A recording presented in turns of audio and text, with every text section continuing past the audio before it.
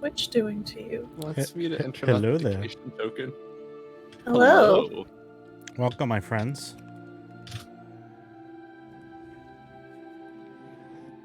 Did that work? I don't know. We'll find out. We're gonna find out. Hey. Hello, friends. Welcome to the very first stream of Zodiac Babes. Would you like to say hello too? Hello. Hello. I am I am joined today by the delightful Candace and the very swole Brian. And we're gonna be doing some D&D for y'all. But first, let's talk a little bit about what we got going on here. So we're gonna play in Final Fantasy D20 today.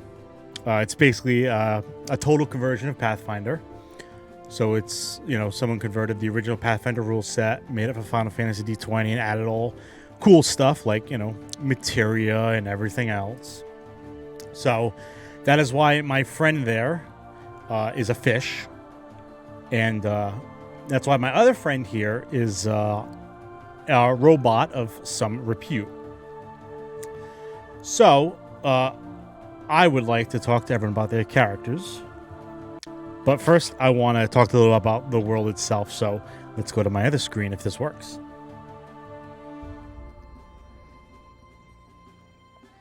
That's close enough. Up the sound a little. Which sound? The output is a little quiet, apparently. Is my output? I'm not sure. I'm hearing us just fine. My mic. I can talk louder if you like. Where were we? I'll raise my voice just for you, but I'm already almost peaking. Anyway, this land that you see right in front of you is Evil Ice, one of several continents on this delightful planet. Our friendly fish begins his journey all the way on the east-hand side. Over by... Too far. Oh my god, too close. Over by what's known as the Maldenbeck territories. This is a nice little... Well, this is a... How do I put this? You don't want to live here if you can help it. About 12 years ago, the Kingdom of Figaro and the Kingdom of Yevon had what was known as the Machina War. And the Maldenbeck territories are basically caught in the middle of it. There was lots of devastation across the territories, and eventually, a ceasefire was reached between the two. And they've slowly begun to rebuild. And now, the rise of the city of Maldenbeck has kind of pushed them out. And this is now kind of like a safe haven for those that can't go anywhere else, which is probably why the fish is here, because no one else wants him. That's understandable. On the western side, we have the Shinra Corporation, a massive corporation of technology and industry that is currently trying to basically take over the rest of the continent as best they can. Our little android friend, Lysander, is an escapee from there. And we'll actually find out more about that in a few when I talk about it. Right now, though, or I should say, not right now, 10 years ago, one of the twin moons basically smashed into the planet, breaking apart and ushering in the 7th Umbral Age, setting the world into shadow and darkness. Although lots of places have rebuilt over that time, things are still kind of dangerous. Magic has become more potent. Wild magic has become more common. And it's tough just getting around. But the good news is we've got some heroes here that are, heroes, we use the term loosely, that are basically here to try to make sense of this, try to make things a little bit better, a little bit right. So, I'm going to go meet one of those right now, and so are you. Senor Brian, I will see you in a little bit. Oh, shit. Goodbye. Bye, Brian. Hi, Candace. Hello, how are you? I'm doing okay. How are you doing? So good. Why don't you tell me a little bit about our new robot friend, Lysander? All right. So Lysander, as kind of implied, was created by the Shinra Corporation as a combat droid. They spent the beginning of their life essentially just following orders, fighting, doing whatever was required of them without any kind of question. At one point, a job, however, went terribly wrong. They, along with their comrades, were pretty much all destroyed. Lysander was lucky enough that a Burmesian by the name of Jody found them and was able to repair them. And Lysander ended up kind of just hanging out with Jody after that, trying to learn more about the world in a way that they hadn't previously been able to experience. Yeah, that's pretty much Lysander. So, Jody actually lived in a little town called Charrington. Charrington has a bit of a reputation in these parts. It has been burned down, rebuilt, burned down again, rebuilt again, and finally it's decided to actually stay up, and no one's come back recently to burn it down.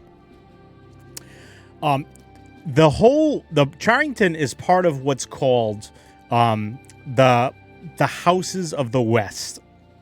Basically, there's a lot of these loose noble houses that kind of vie for power right between Shinra and the Great Desert where the Albed tribes live. Now, Jody was basically one of like the not caretakers, but what's the word I want? Doctors, kind of that. They're like the old oh my god, my brain has shut off. Hello. The old herbalist, that's the word.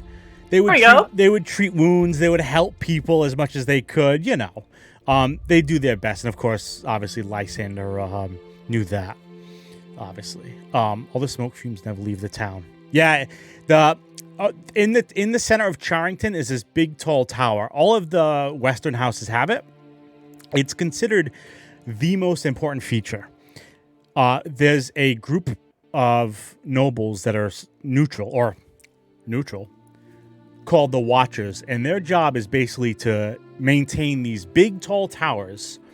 And what those towers are for is that if anything ever goes wrong, say Shinra attacks or beast tribes attack, they basically light the signal fire at the top of the tower, and it alerts all the other towns, and they also all light their signal fires, and it basically cascades and like a warning, and like, hey, stop your petty fighting. We gotta go protect each other. So Lysander. So herbalist is the word of the day.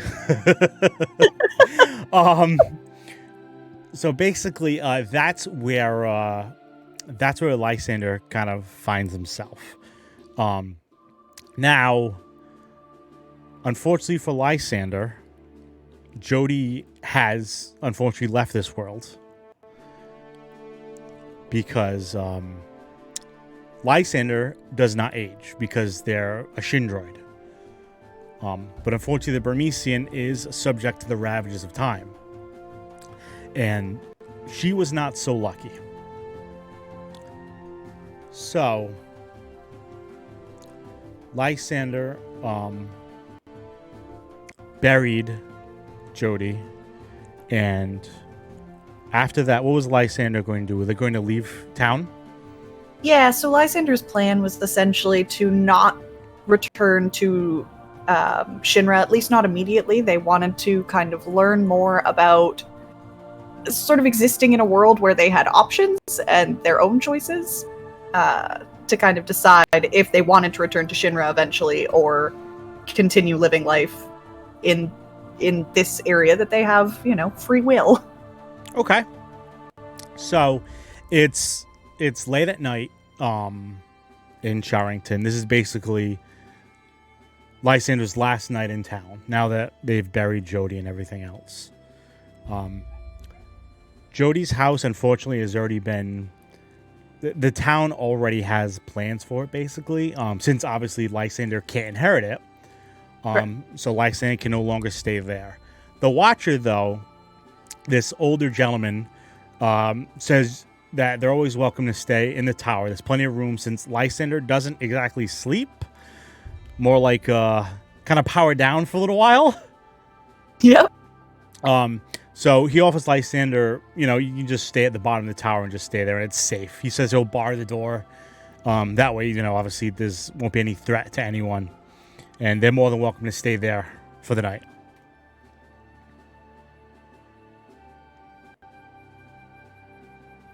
I think you're saying stuff, but I don't think it's coming through for me.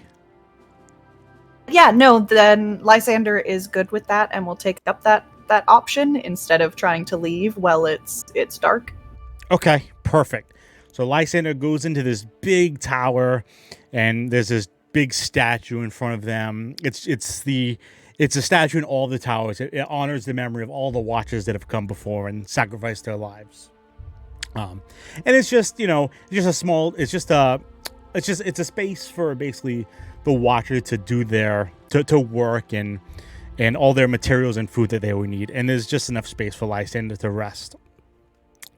So Lysander, I assume, goes to sleep. Or yes. I should say, yeah, we'll say going to sleep. That way we don't have to call anything different. That's probably the easiest, yeah.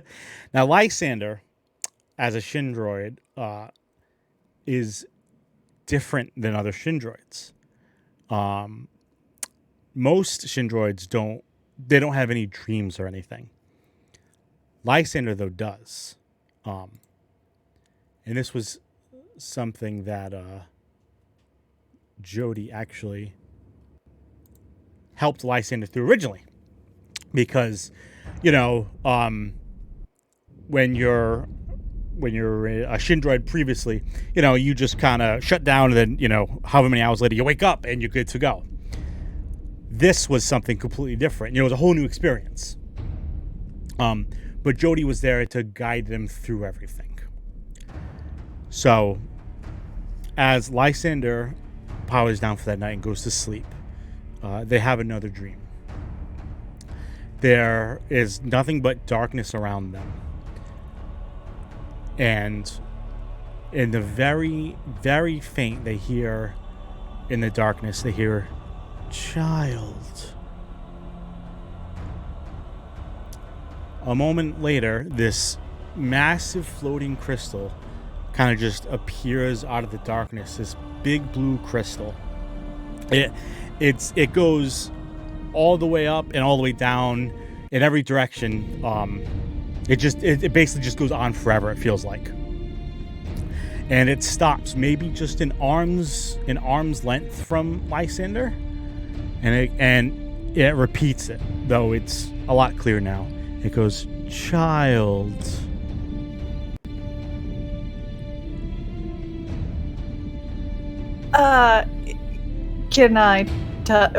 Can Lysander touch it? Yeah. Sure, that seems like a good life choice. Lysander stretches out an arm and places their hand against the crystal, and they can just feel their own essence coming from it. They know that this crystal is in some way a part of them. And the music just got really loud for some reason. One moment, please.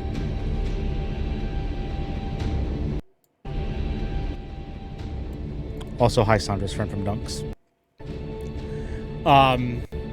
They can feel that this crystal is a part of them. Like, they know that deep down inside, the power that's through this crystal flows through their very veins. And the crystal goes, "Child of my essence." And every time it speaks, it kind of like pulses with power. But it's faint. And Lysander can feel that although there's power here, the crystal is wounded. And as Lysander kind of looks up, they see there's this big green piece of crystal just stuck into the side of the bigger crystal. And they can see just these wisps of energy just kind of floating out from that wound. And they know that that wound is hurting the crystal. And the crystal kind of pauses for a moment and it goes, "I need your aid, child of my essence. The great betrayer has returned, and we are too weak to stop him. We need you and others to help."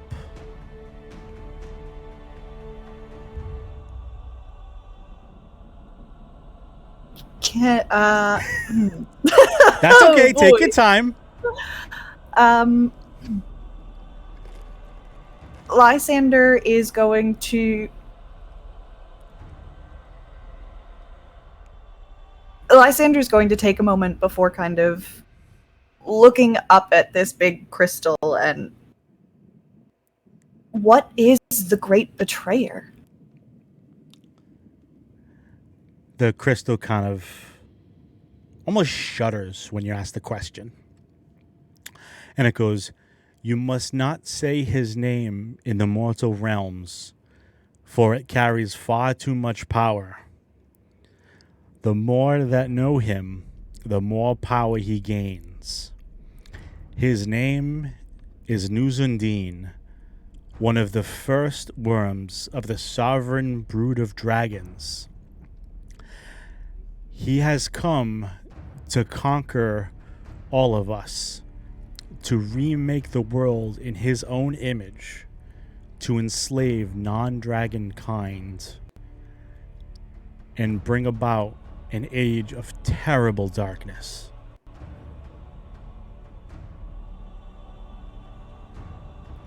You are born of me. You must be my champion."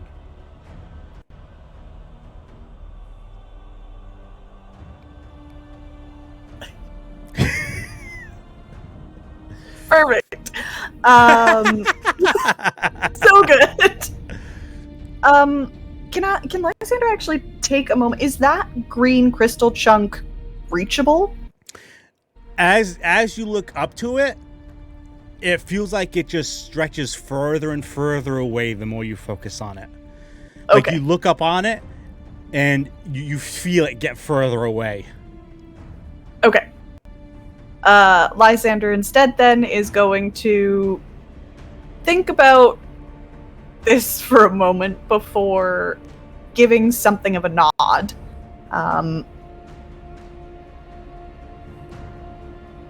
I can make no promises about defeating some great evil, but if I can aid, I suppose I will. That is all I can ask for. You will meet the others soon enough. Are you prepared? Yes. Probably. As soon as you say yes, your whole vision just goes white. You find yourself in a basement of some dungeon. You have no idea where it is. You're joined by a fish, a tall, rabbit-looking type lady, and a large, very large man, a Gareth, with a mask and horns, and a great chocobo. We can't forget him. You know that these are the other champions. You know that they're your allies. And throughout this dream, you fight your way through this dungeon. You negotiate with bandits. you fight your way through a horde of undead. You suffer terrible wounds at the fate of an undead mage, but you manage to shake them off. And then at the very end, as you're looking into the swirling portal and the mage drops dead, the book the mage was holding flies up on its own and flies in the portal, sealing it. You and your new adventuring members, you pick through the remains of what's left, and Lysander, you discover some new techniques in the process that they burn themselves into your mind. And as the dream fades and you wake back up on the new morning, you find that not only have those memories stayed in your circuits, in your brain, but when you look in your bag, your share of the gil is still there as well. And whatever had come through, you still have. Perfect. And then Lysander wakes up from their dream, and they're still in the tower. They can see the sun shining through the cracks in the door. Sorry. No, it's okay. I was going to say it's the final day in Charrington. Perfect, yeah. Then I guess Lysander is going to open the door and head out. As you open the door and leave the tower for the last time, can you do me a favor and roll a d20? Sure. Just a flat d20? Yeah, because I'm going to add your bonus myself. Okay. The moon is coming. No, Deef. This is not that That's game. Super good start. 3. Okay. You are looking across the town's rooftops for the last time. You feel like something's just off about today. You're not sure what. And as you're thinking about that, you hear this loud crack coming from far in the distance. And as you're looking around for the source, from high above you, from the top of the tower, a body, the body of the Watcher, the nice old man that let you stay in the tower at night, falls from the top of the tower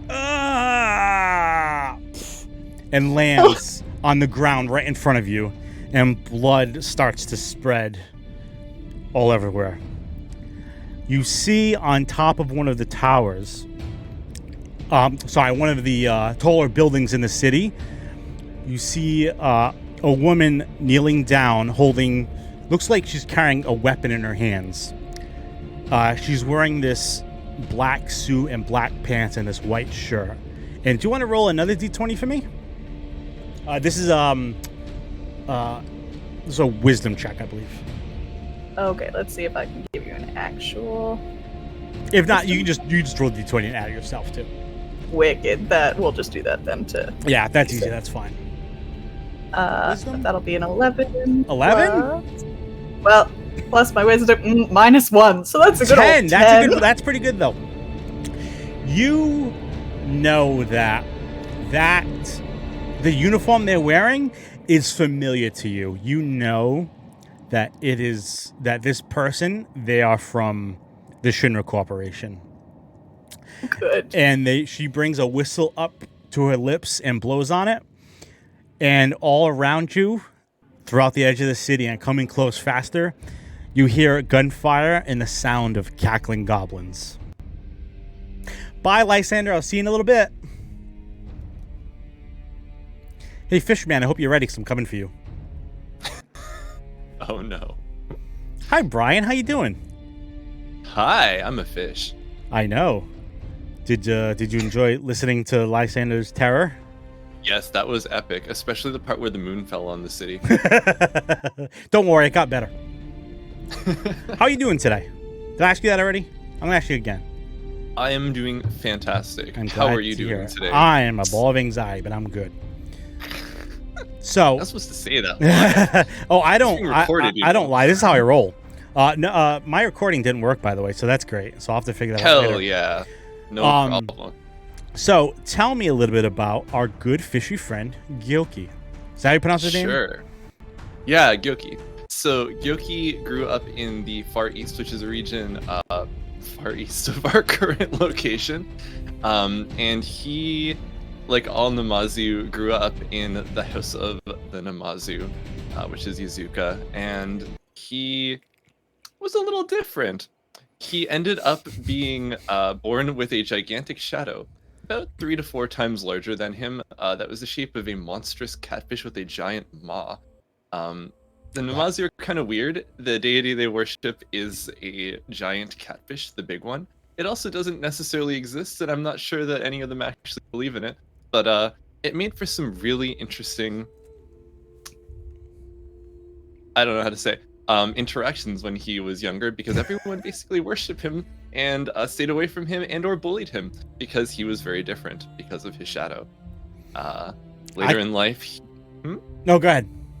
Yeah, so later in life, he kind of was a risk taker, so he ended up doing very stupid things, but becoming very proficient at doing very stupid things, and got noticed by an organization known as the Red Silk, which were essentially the gangster enforcers of the Ruby Bazaar, the grand trading post, I should say, of the East. And he ended up being one of their enforcers. And then at one point, he had a moral conundrum upon having a particularly rough evening in which he and a number of his compatriots were told to assassinate some traders who were trying to pass goods illegally without paying the taxes. And he decided, you know what I'm going to do? No, I'm going to actually escape, and I'm going to go over to another continent and just make a new life. As you do. So he's not especially well liked in the East because I imagine that everyone is pissed off. This is one of those organizations like the Yakuza where you don't leave, you're there for life. You know too much. So I don't think he'll be going back there anytime soon. But now he's here doing what he does, which is being a scumbag and gambling and drinking in tavern. Well, it just so happens the town he landed himself in, Thornkeep, loves drinking and gambling and everything else. If all the towns in Maldenbeck, or almost all of them, were absolute hot garbage, Thornkeep is on top of the pile. Thornkeep is next to what's known as the Emerald Spire. It's this massive tower of green glass or green crystal that sticks up out of the earth and goes who knows how far underground. And adventurers that go there love to stop into Thornkeep to, get gear and sell whatever they may have found in there.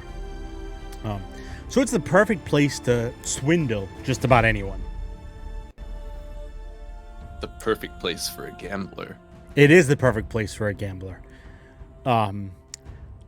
But our fishy friends is, well, he may have bit off more than he can chew, so to speak. There is a organization in town known as the Golden Fire Order, led by one Iliara Stormcloak.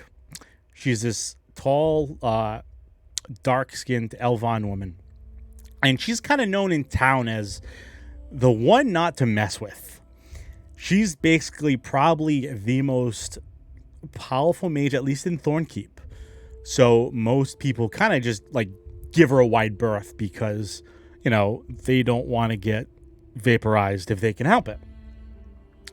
The good news, though, for the most part, is that she leaves enough well alone. She has her own things to do in Thornkeep, and unless someone pisses her off, like, say, gambling and taking all of the profits of one of their interns one day, she's pretty much going to stick to her own thing. However, our dear fishy friend who likes to get himself in trouble, you may have gambled a little too hard one day.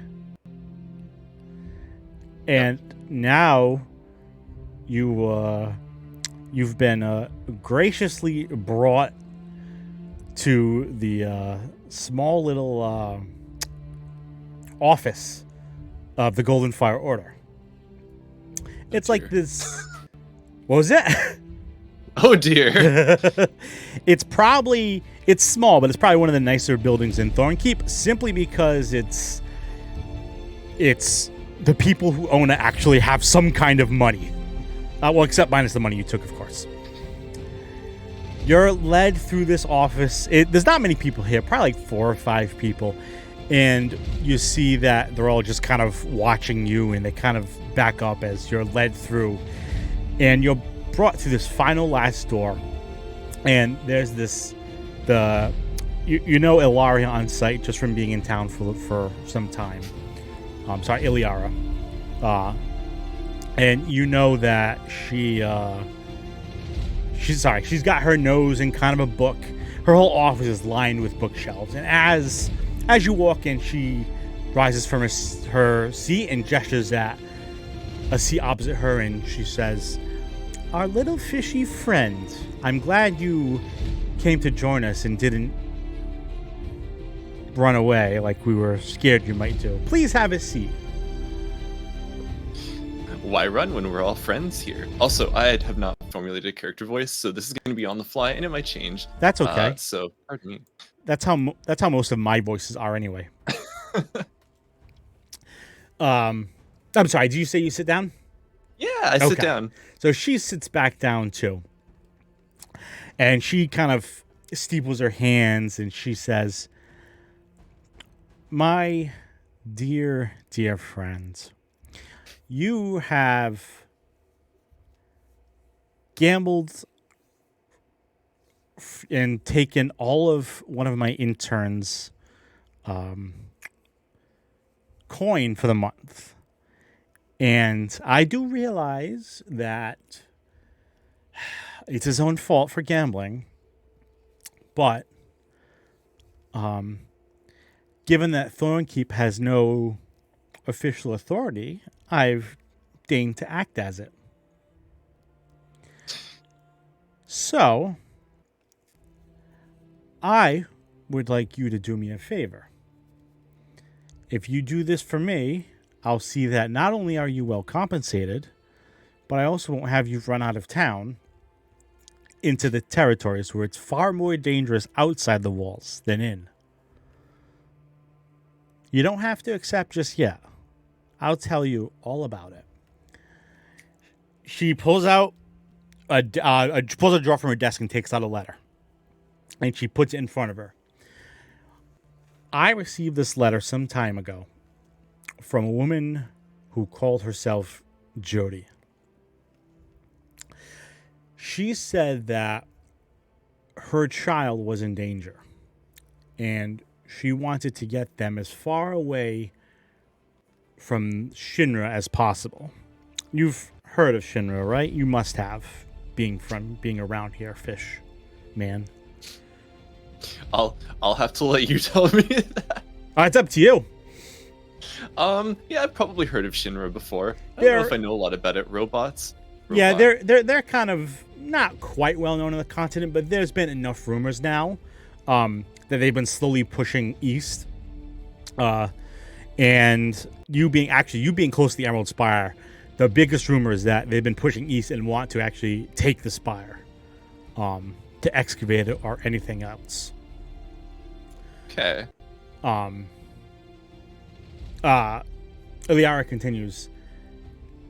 She included enough gil for me to hire an airship, send someone to pick her up.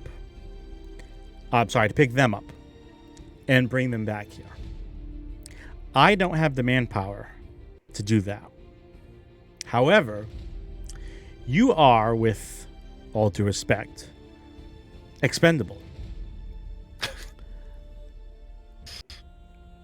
Just looks around the office.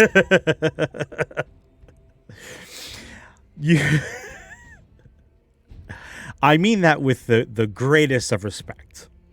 My people are scholars. Their interest is magic. I need someone who can hopefully take care of themselves and can also What's the word?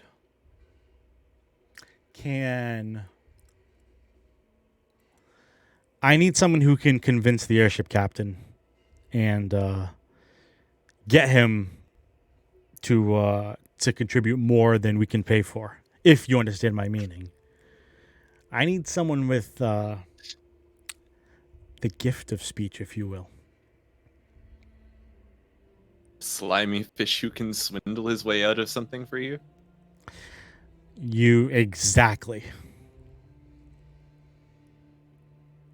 How much do robots go for? They must sell for quite a bit. She thinks for a second. She rummages through a desk drawer. She takes out another book and she starts flipping through it. And you realize she takes out a quill and starts. Looks like she's just doing some quick math and writing some notes down. And then she closes the notebook and the book, and she puts it away and says, they're not for sale. Simply because I've run the numbers, and I don't think it's worth having Shinra come after us. Because so your interest is purely academic in this place. Of course. The Golden Fire Order specializes in identifying and examining magic items. Magic, that's right. It's what we do best. Not robots, magic. Correct. I don't know if robots have anything to do with magic. I don't think they do. But if you happen to find a robot that does have something to do with magic, feel free to let me know. And I assume we never had this conversation, so that Correct. I take all of the brunt of Shinra's rage. Exactly. But I'm willing to compensate you. Both some travel expenses and for doing this for us. How does 300 gil sound?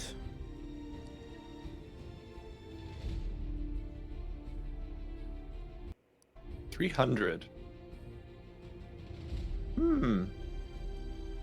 Want to play for double? Are you... Gyoki, are you seriously asking me to gamble after the reason you're here is because of gambling? Okay. I'll do it. 300 is fine, yes. Well, that was easy, okay. She pulls out a drawer and she takes out a big sack with the dollar sign on it. She puts it in front of you. The dollar sign? I'm sorry, the gill sign. So it's a big G. It's the equivalent of a dollar sign. It's localized. And she goes, "This is for you. I've already asked Captain Mountbatten to meet here tomorrow. I hope you're ready for this, my fishy friend. You're welcome to stay here in here if you like, in our bunkhouse, as long as you promise not to take any more money from my interns." Welcome to or order to? No, welcome to. You don't have to. I'm not going to make you stay. And there's a tavern with my name on it. I will see you in the morning, and don't try to leave town with my gill. Gambler's honor.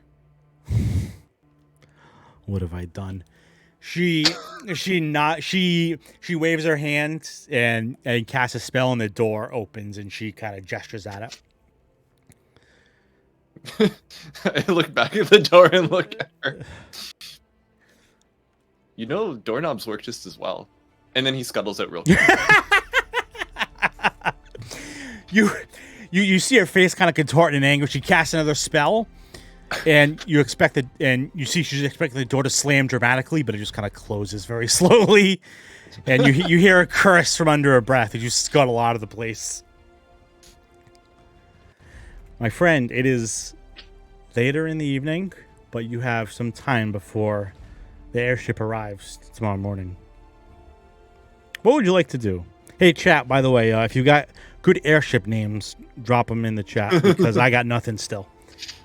We need a title. We do.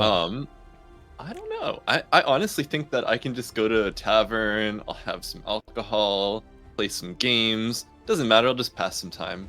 Maybe Okay. I'll pass out in like an alley somewhere. You're just going to basically pass the time and nothing special? Yeah. Okay. Nah. So, I'm bored of this place. I've been here a while. yeah, this town isn't great. It's good for making money, but you figure you've definitely won out your welcome. And some of the sleazier elements of town are now giving you like the side eye now that they've seen you go into the Golden Fire's place. Oh, no one will trust me anymore. You're not sure anyone really trusts you to begin with. So you get some food, you get some drink, you pass out in an alleyway somewhere. And early the next morning, the sun's starting to come up, and you feel a boot kind of kick you awake. And Eliara Stormcloak is there. And she says, "All right, fish. Are you ready?" Ready as a fish. Ooh, there's a frog in the fish's throat. Ready as a fish can be. Are you okay? No? Okay. I'm fine. I'm just Fish has killed the game. I'm still caught up on the frog. So Tempest is good. I like Tempest. She leads you to the edge of town, outside the palisade wall of Thornkeep. And you watch as this airship comes from over the horizon. It just basically is barreling towards the town at, well, full airship speed, you figure. It's keeping low to the ground. It's not high up in the air like you'd expect an airship to be. And it just slows to a stop as it reaches you. And you see Iliara wave at what you presume to be the captain. And you see a man an older gentleman with nice cropped hair and a fancy mustache. It looked like he's dressed to go to dinner with the queen. And she calls up to him, "Captain, what's his name? Hold on. Captain Montbaton, a pleasure as always. I have your passenger for you." And the captain goes, "Oh, that must be the one we're taking aboard then. All right, throw that fish a rope and we'll get out of here." Throw the fish a rope. They get a little bit close to the ground and they throw a rope ladder over the edge for you. And Iliara goes, "Good luck, fish. And thank you. Genuinely." The name's Gyoki. I'm sorry. Thank you, Gyoki. Thanks for your... He climbs up the ladder. What'd you say? Thanks for what? Thanks for your money. Oh. You climb up the ladder and you get on deck, and this airship is filled with a variety of people. There's Mughals, there's Burmesians, there's even a few beast tribes working here. And you see the captain kind of waves you over. He's standing on top on the back where the wheel is. I'm drawing a blank as what that's called. Is that the poop deck?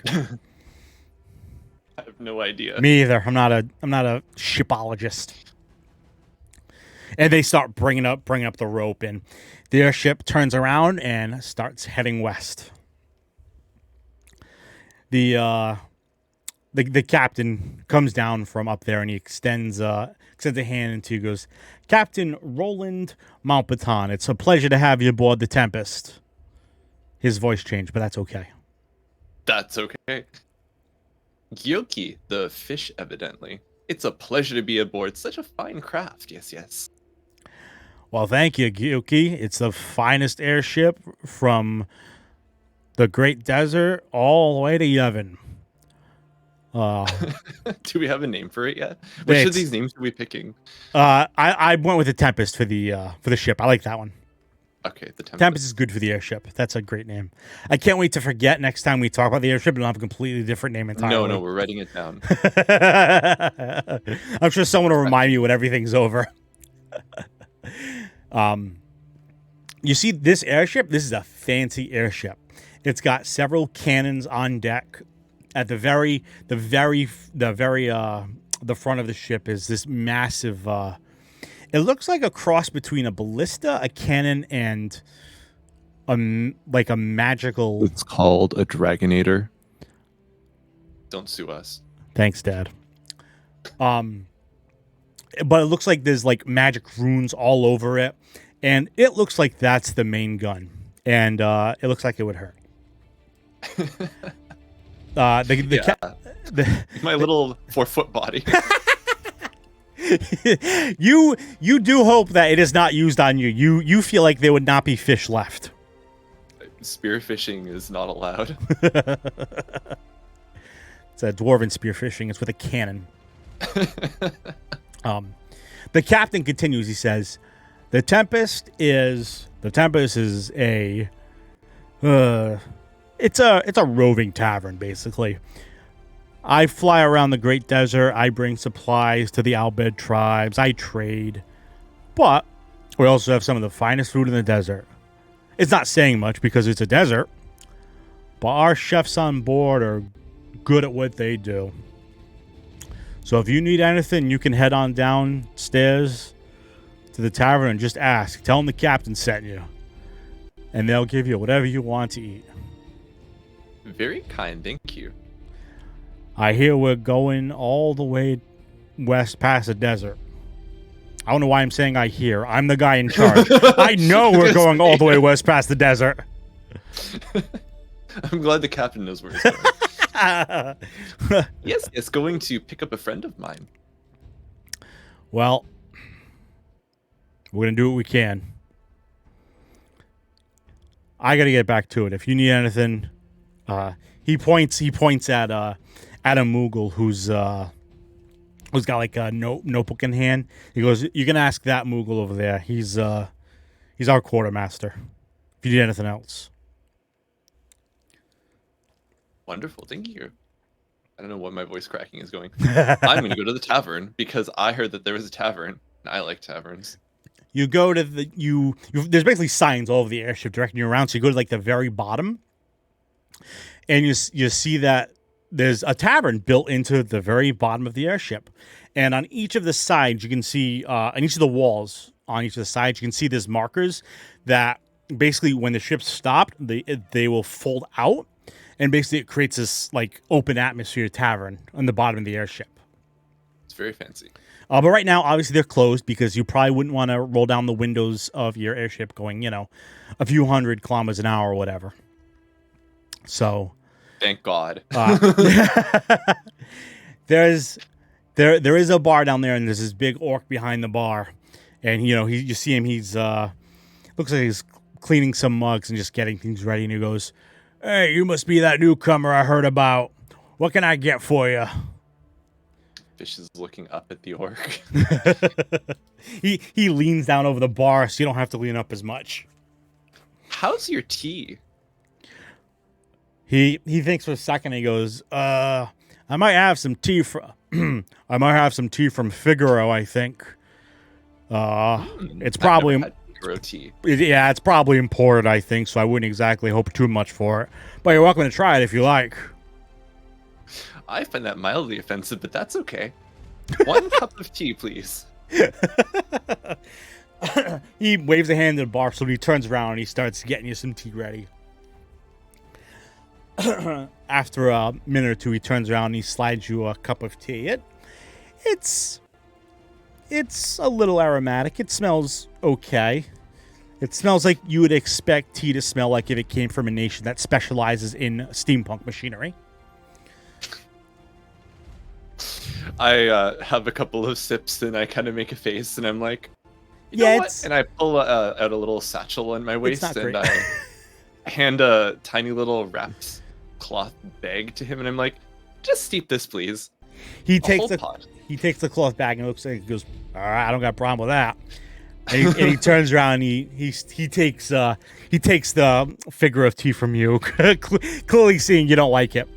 And then after a couple minutes, he turns back around. He gives you your tea back, and he goes, Phenomenal.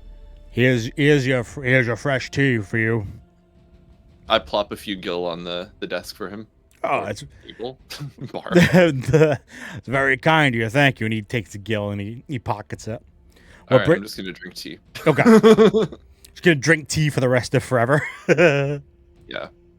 I don't know how much tea it takes to get an Amazu drunk. We'll have to figure that out. That's a very good question. I'm gonna have to say probably not a lot because of how small the Amazu is. But tolerance. Oh, that's very true. Tolerance. I don't know. All right, let's see. It's been 3 hours and 3 days since your last tea. Factor in the fact that he hasn't drank any a week before. And my constitution's only 12, so... And your constitution's only 12. I'm actually just a lush. All right. We So, know I'm a drunk fish. the airship ride is going to take a few days. Besides, obviously, drinking tea, is there anything else that you want to do while you're aboard? I'll probably talk to this Moogle. I'm kind of curious about what it has in store, but I don't know. I travel light. I'm not super interested, actually. No, not really. I think I'm just gonna hang out in the tavern. I might play a couple of games with some people. I'm gonna be real cautious about taking their money, though. So Okay. it's just for fun, like single guild games. Yeah. Okay. Sort of thing. So you spend a few days with playing some games with some of the tavern. You learn a little bit about the area. You learn a lot about their travels. They've been in operation for a few years, they say. Probably the captain is a veteran of the Machina War. So actually basically once the Machina War ended is kind of when they started up. Shortly thereafter is when like the Tempest was commissioned. And they've basically been roaming the desert. The desert's dangerous. And there's been talk of now dragons, which is why instead of flying over the mountains like they would normally do, instead they basically have to go through the desert. They really have to stick to the ground just so they don't get eaten. Because that's, generally speaking, bad for everyone involved. Yeah, well. So it's been a few days. The captain comes down to see you and he goes, "My dear Gyoki, I've got some news. Tomorrow we should be seeing the tunnel to Charrington, which means this will be our last day of rest before we get there. So I just want to make you aware that we don't know what to expect, if anything. It could be a quiet town, but I've had this bad feeling the past few days, so..." You never know what to expect in life, Captain. Sit down, have a drink. The tea is wonderful. Well, not your tea, but my tea. The captain sighs and sits down, and he orders an ale and clanks. What's the word? Oh my god, not clinks glasses. Cheers, thank you. Oh my god, my brain's gone. He cheers with you, and he goes, "To success and fortune, my dear friends." And I luck on the wind. And he drinks his ale, and then was there anything else you're gonna say to him? No. Okay. So I just want to make sure. I don't want to like cut you off if there was something else you wanted to do.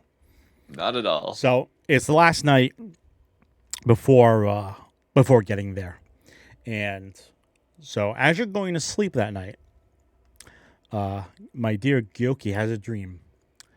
He's sitting on the edge of a dock back in Doma with a fishing rod in hand. And as he's sitting there with his fishing rod, he starts pulling something up. Hey Riku, thanks for the follow. He starts pulling something up, and the line breaks. And as the line breaks, this dark shadow kind of rises out of the water. It's this big oblong mass. And you can see it's actually got whiskers, but you can't make out its features, like it's all in shadow. and the shadow goes, "How are you doing tonight, my boy? My boy. My boy." I'm sorry. Do I answer in my dream, or is it just something that Oh, no. happens? Yeah, And I just you can absolutely just like tennies. Just like What in candy the feast. shit are you? What in the shit am I, dear boy? How could you not know? I follow you every day. I follow you all the time, and I am always with you. You know who I am. You just have to look inside of yourself. I throw the fishing rod in the water and back up a little.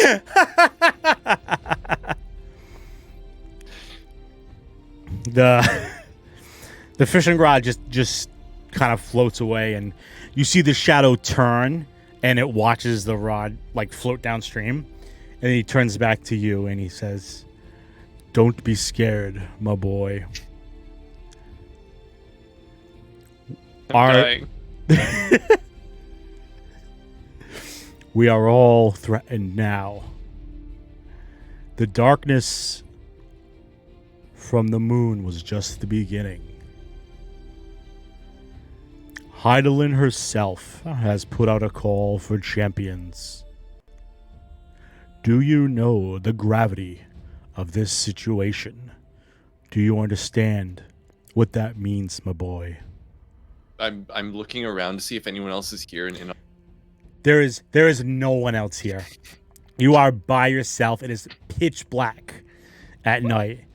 The only thing you can see really is the whatever is in the water kind of silhouetted behind the moon. By the moon, sorry.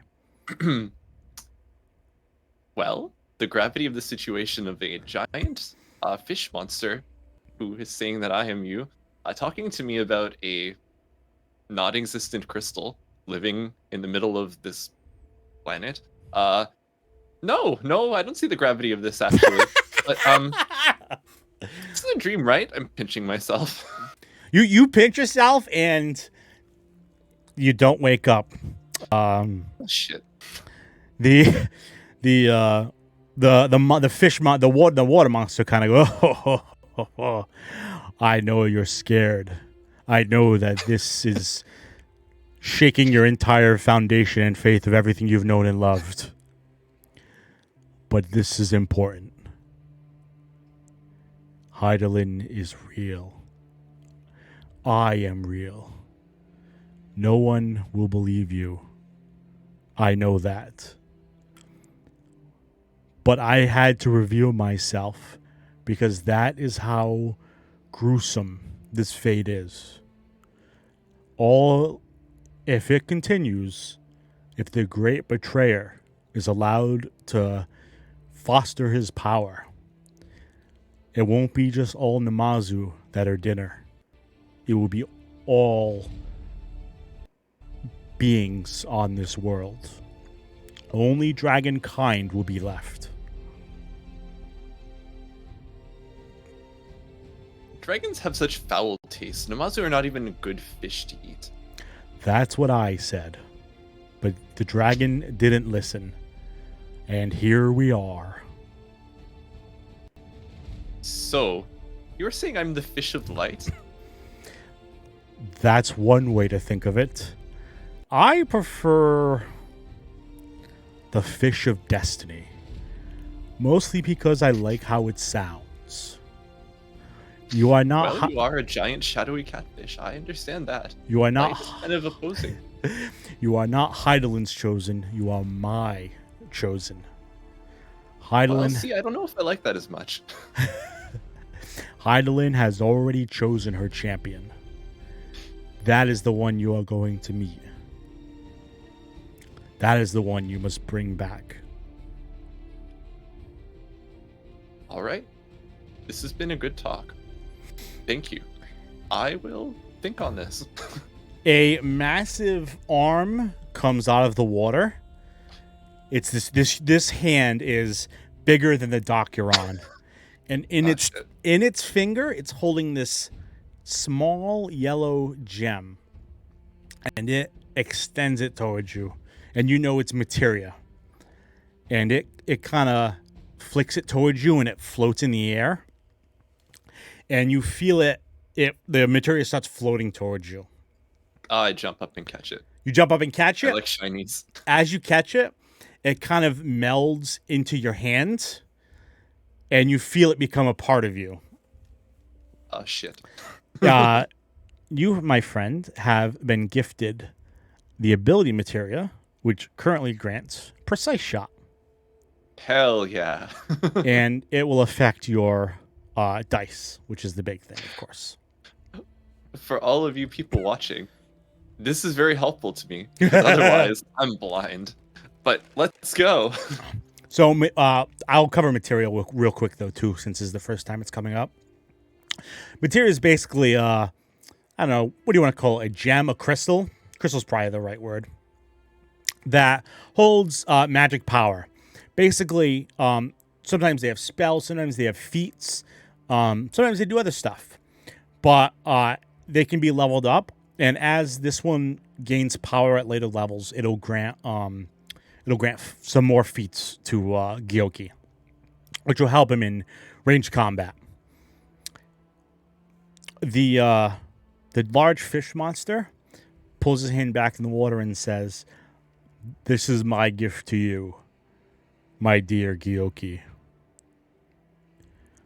Go, my boy, and do the Namazu proud, and prevent darkness from entering the land. Goodbye, Thanks, Papa. my boy." And the big fish monster kind of slowly sinks back below the water. And you swear you see its eyes just for a second as it winks at you.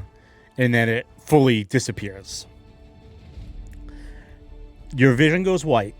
And you find yourself in a basement somewhere. Oh my God. Ivywood Witch, thank you so much for the $10. Holy shit. Thank you so much, Ivywood. That goes to support me in buying a new oven someday.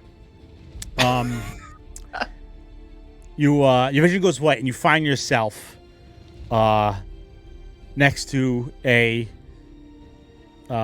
Shin droid, the one that you know it's the one that Iliara mentioned for you to find. A tall velvet. Her name's Velvet, but she's a Viera, a tall bunny lady Viera.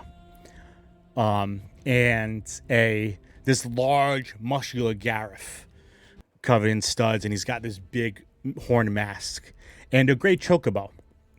And you feel like these people, like your best friends, like you've known them for a while. And in the bottom of this dungeon, you swindle bandits. You fight your way through undead. You collect crystals and everything else. And then at the very end, you're fighting this big group of undead and skeletons. And at the very end, you watch as this flying book that the skeletal mage was holding flies up and into the purple portal and disappears, and the portal closes shut. And as you've defeated the undead and your dream fades and you wake up back aboard the Tempest, the knowledge that you gained from that fight, the gil that you gained from looting that, it's you look in your bag and it's still there. So that dream was very much a reality. And yeah, you're aboard the Tempest, and you hear a whistle blowing, and you hear the captain yelling, 10 minutes till we get to Charrington. Everyone get ready. I gotta lay off the tea. Like, go to get ready. The airship crosses through this big tunnel. Someone at some point carved a tunnel through the mountains that looks like it was designed for airship traffic. And as you come through the tunnel, you see the town of Charrington. You can't miss it. There's this big tower that stretches up into the sky, high above everything else. And the airship flies in, and it lifts up over some of the town buildings, and then hard brakes right in front of the tower. I need you to make a reflex save, my friend.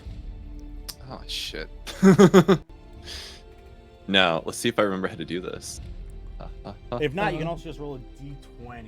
It is a 23. It's a 20. It's an 18 plus 5. Holy shit. So Fish you get launched off the deck of the airship. But you're a fish. You're nimble. You land on your feet and do a little roll. And you find yourself in front of this tower, standing right next to that same android that you just dreamt about. Hey, Candace, you still there? Yes. Hello. Sorry, my mic took a minute to unmute. That's okay. Hello. Hello. You are standing in front of this tower, Lysander, as this airship comes almost out of nowhere. And it careens to a halt right next to you. And this fish gets launched off the deck of the airship, but it does this roll, and it lands right next. And he basically lands right next to you, and you recognize the fish as from your dream last night. And there's gunfire going off in the city. Bells are ringing throughout. And you have a feeling that goblins will probably be here very soon. And you probably have a moment or two before they start making their way towards the tower. That's a really specific feeling. It is, my yeah. goblin senses are tingling. You can detect the goblins. You touch the ground and you feel they're close. Well, hi. I know you, but you don't know me. But maybe you do know me. Maybe you saw a giant catfish too. Can you fight? I definitely didn't see a giant catfish, but I can fight, and I do know you. Great, wonderful. Goblins will be here, so yes, let's kill them. Fantastic. Let's murder. Yeah. Okay. I do a fantastic pose. So Materialize the ethereal dice, and then dematerialize, and then materialize them again. As you do finish your short conversation, a few goblins finally reach their way to the tower and are finally within a reasonable range. Hold on, I gotta switch to my maps. All right, I just need a moment while I'm finishing getting the encounter ready. Just so everyone knows, for anyone on Twitch, in the right-hand corner, there should be a little symbol of Zodiac Babes. And that you can actually click on that, and you can do stuff like grant advantage to the players and let them roll twice for their attacks. You can give disadvantage to the GM as well, and make him roll twice and take the worst result. And I'm probably going to add more stuff as time goes on too. But that's all we've got for the moment. Let me just move the party here, and then I'll switch. I don't know if it'll work on mobile. You can try it. I haven't tried it on mobile. All right, so it might not be in the app, unfortunately. That really sucks, and I'm sorry. Oh yeah, I see that. If anyone else is on the Twitch app. Yeah, so mobile it won't work, but if you hover over it, like the entire screen, you'll see a little box that pops out. Okay. Also that fell out with you. Oh, that sucks. That is on the app.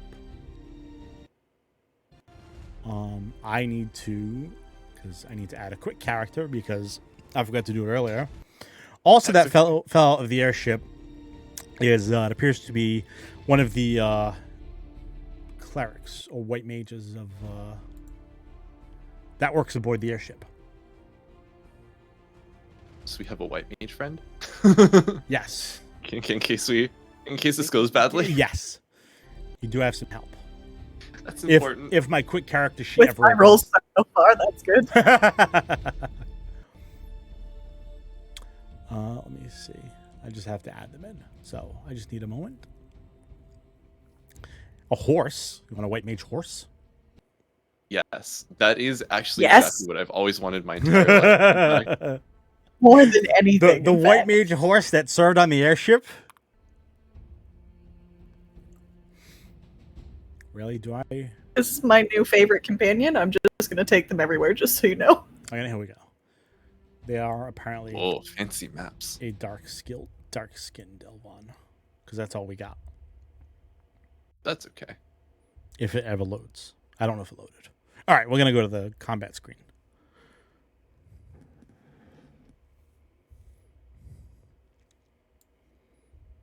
Oh my god. All right. The goblins are firing their pistols. And they look like they're ready to throw down. So I need you guys to roll for initiative. Let me just make sure the initiative track is clear. Of course. Because I'm sure some people rolled initiative recently. I'm not. Don't. Nope. Can you remind me of what initiative is? It's D20 plus your dexterity modifier plus your any other bonuses. Like if you have the reactionary talent or if you have improved initiative feat. All right. My initiative tracker is not actually opening.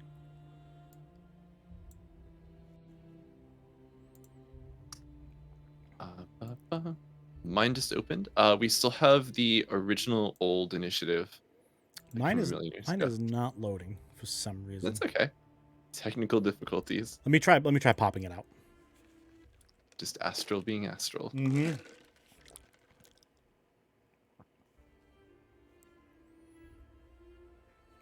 Yes, maybe.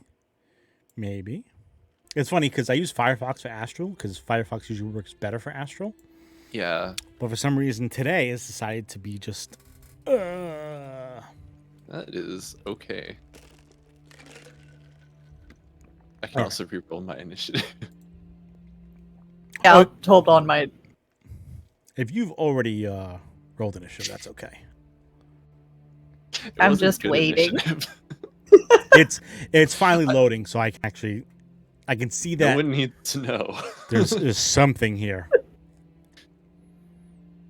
All right, this drow is a white mage, but I'm not actually going to change him just because Astral may self-destruct.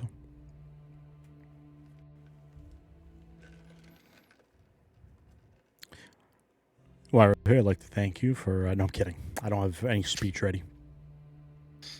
I would like to thank the... I don't know. I'd like to thank the Academy. The Academy. I'd like to Twitch thank... chat. Twitch chat. For voting for us. Yep. The initiative tracker is not even loading properly.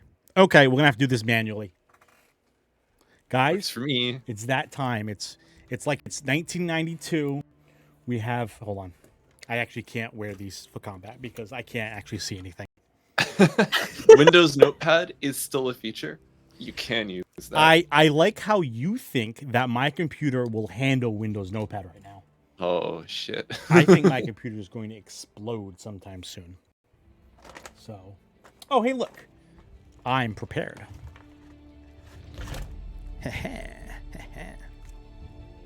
I just want roll initiative now anyway then. Thank you so much, Riku, because I did not know that. So that's good to know. I only did a little bit of testing the other day, so I wasn't able to actually try that. Lysander, you are OP. Yay!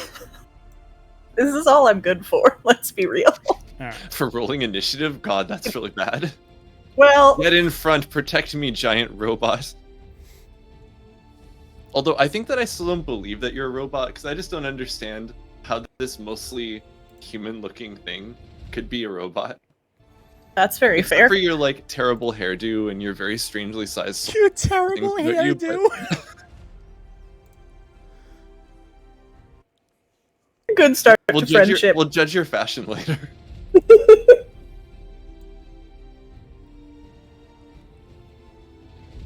Yeah, I think Astro's definitely the problem. Yes, that's right. You must seek redemption.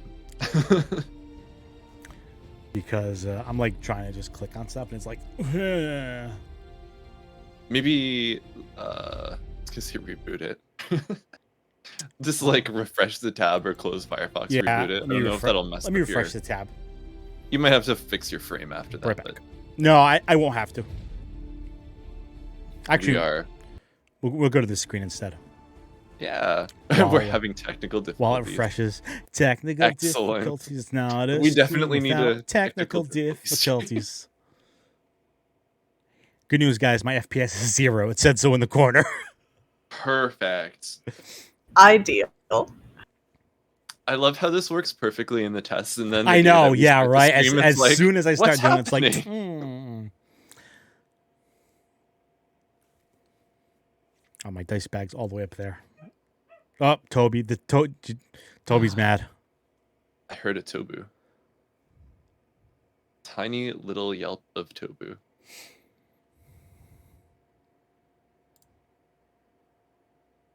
All right. Everything is very slowly reloading. That is okay. We'll get there. Yeah. Have you tried turning it off? Yes, I have. Hi, Shadow. Welcome to the party, pal. Hello, Shadow. You Hello. actually did just turn it on and off again. Actually, The fish throws dice and the robot is a tank. The fish is a gambler, yes, and I have the specialty gambler class in this game that allows me to throw the dice. And they shoot little missiles. Fun, and we'll find that out very shortly. But ordinarily you'd throw cards as a gambler, but I have eschewed that in favor of throwing terrible dice. I'm trying to decide which is better, throwing dice or throwing cards. I like throwing cards because it makes you gambit, but throwing dice is so immensely unique, especially ethereal dice that that kind of just That pop shoot in and missiles. pop out. Oh yeah, shoot missiles. Can't forget that. I'm gonna save my secret technique for later, though. Yeah, save it for the boss fight. Yeah, Oh. something that has more than 1 health. Well, first of all, they have 6 health, sir. Shit, I can only roll a 6 on damage. That's awkward. Oh, God. It's okay, just wait until I whiff every single time. So It's okay, it's what sneak attack is for. Which I have to remember how it works in this game because it's gonna be D&D in my brain, where you can sneak attack anything all the time. You can almost sneak. So when you're flanking, you can sneak attack. When they're flat-footed, you can sneak attack. Gotcha. It's flankins. I think those are the 2 big ones. Cool. So I will not be sneak attacking anything. Well, if you attack before them, like if you act before them and can hit one of them, that'll be a sneak attack because they'll still be flat-footed because they haven't acted yet. Okay, the roll log loaded. That's good. Oh, okay. My goblins still haven't loaded their portraits, which is painful.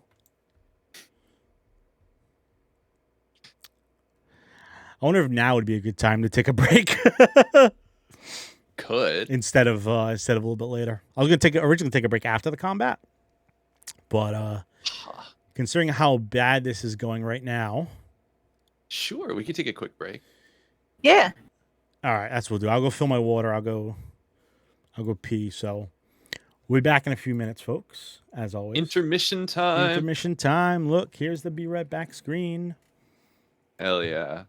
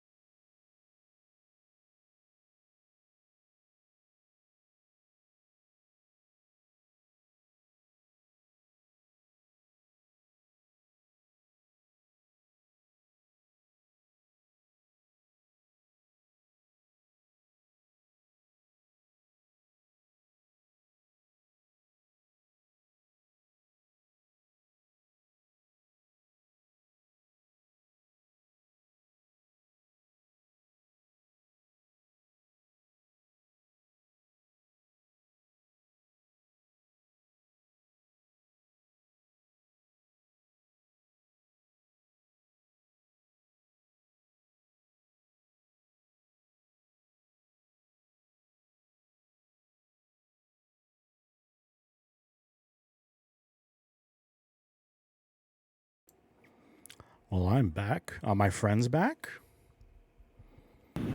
Hello, I am returned. Hello. Hello. I come with a special gift. I like gifts. Toby. Do you? Say hi, Toby. Toby! Hi! Toby's like, I'm licking something. I don't care. I gave him a special treat to see if he would come in here and sit down, and he did. Hi, Appa. Toby. This brings me such Toby is our wonderful delight. mascot. Yes, I love him. Do we have an emote wall? We need an emote wall. I had emotes on for bouncing around, if that's what you mean. I don't know why it's not working. I just realized, do I have 2 chat boxes? I do. Oh my god. Oh, that's okay. I didn't even notice. I just noticed like there was tons of double stuff. I'm like, oh boy. Technical difficulties. Alright, I hope you guys are ready for some combat. I am ready for combat. So I restarted Firefox. My initiative tracker still isn't working, but everything else looks like it is.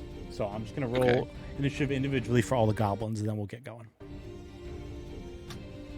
going to switch to... And I'm going to set I like... ran out of tea in real life. Oh. Oh. Now Toby is covered by my thing, but that's excellent. Okay. Now it's a professional eating stream.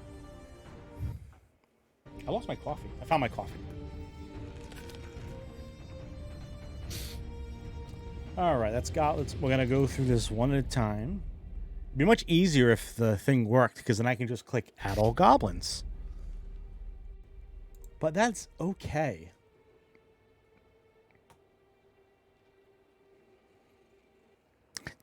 My name is Technical Difficulties.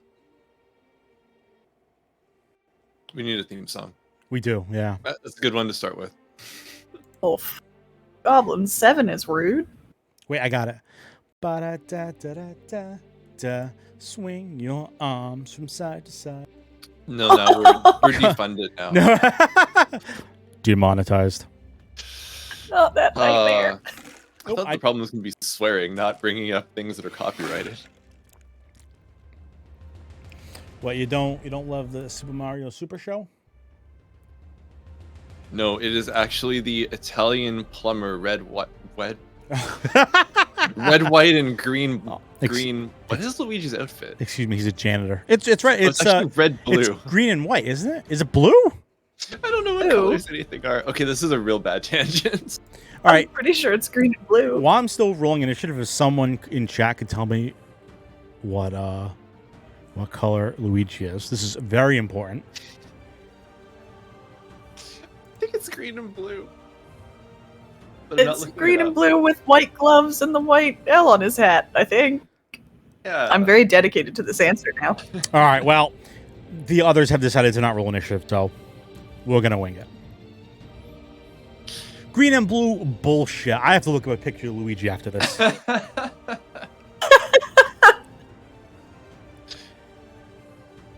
Okay, I'm the one who said it was white. I don't know why. I said it was green and white. Is it blue? Is it really blue? Fire flower. I don't know. I don't know what the punching is for either. 20. All right. We got 2 goblins at 24. Goblin 7. And Goblin 5. Green shirt and blue overalls. Denim overalls. 8. Okay, yeah. Oh, he wears denim overalls. All right, so I'm clearly the problem. Green and white is from the Backstreet Boys album cover. Oh, you're right. That's where I got it from. The Backpipe Boys. Great. I'm going to start singing, and I need to stop. Goblin 4. 10 is just Goblin. 9 is Goblin 3. A lot of goblins. Yeah, weird. Almost like there's a goblin attack in town. No, I only have one attack, right? Hey. Hey, Kaizo, thank you so much for following. Welcome to the party, pal. Hey, Kaizo. 5. E. I missed what I We're missed. just establishing initiative. 1, 3, 4. I missed Goblin 6. We'll put him last. Actually, we're going to put another Six is Goblin. not important. Yeah, that's all right. All right. I hope you're ready because combat's about to commence. Toby, smile made for. Toby's off cam entirely, so that's fine. Perfect. All right, at the top of the initiative, we have Goblin 7. He waves his pistol around and he moves up 30 feet. Yes. If I can select Goblin 7. Yes. No. Yes. Maybe. Maybe. Okay. I have selected the Goblin.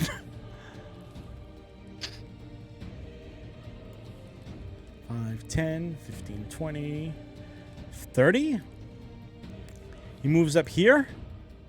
And he fires his pistol in the air in excitement. And he's done. Fuck hitting things. I'm just gonna shoot to the sky. Yeah, Let's it looks like they're still wound up from just their initial excitement. Lysander, you're up. Oh, am I? Fantastic. So I can move 30. So yeah, you can move as a move action and then also make an attack as an attack action, of course. And these are 5 increments, right? Yep, these are 5-foot squares. Okay. I believe. Whoops, I wanted to just line up a little better. Let's see if I can move myself. Oh yeah. I'm Please put down. Glad you can move stuff. Please put down. There we go. Okay, I'm going to move here and draw my sword and shield, if that's okay, and attack. Oh, yep. Sorry. Nope, you're fine. Because you have a +1 base attack bonus, you can draw that sword as part of moving. Perfect. And then you can make your attack. I'm going. Cool. Then I'm going to attack this goblin right in front of me. Goblin number 4. Okay. Let's hope for a good roll. Is that a good roll? Hold on. That actually hits. Yes. Goblins suck. You see the goblin, they don't have much in the way of armor, and because he hasn't moved yet, he's just kind of like still frozen in shock, and you come up and you give him a good slash right across his goblin-y face. And then I believe I can still attack a second time? Or is that only if I haven't moved? I believe you can only use the prosthesis arm if you haven't moved. I think it's whenever you make a full attack, right? Oh, yes, right. That's correct. So, yeah, so, yep, that's only when you haven't moved. Okay. Yeah. So, let me just try to deal damage to this goblin without Astral having a fit.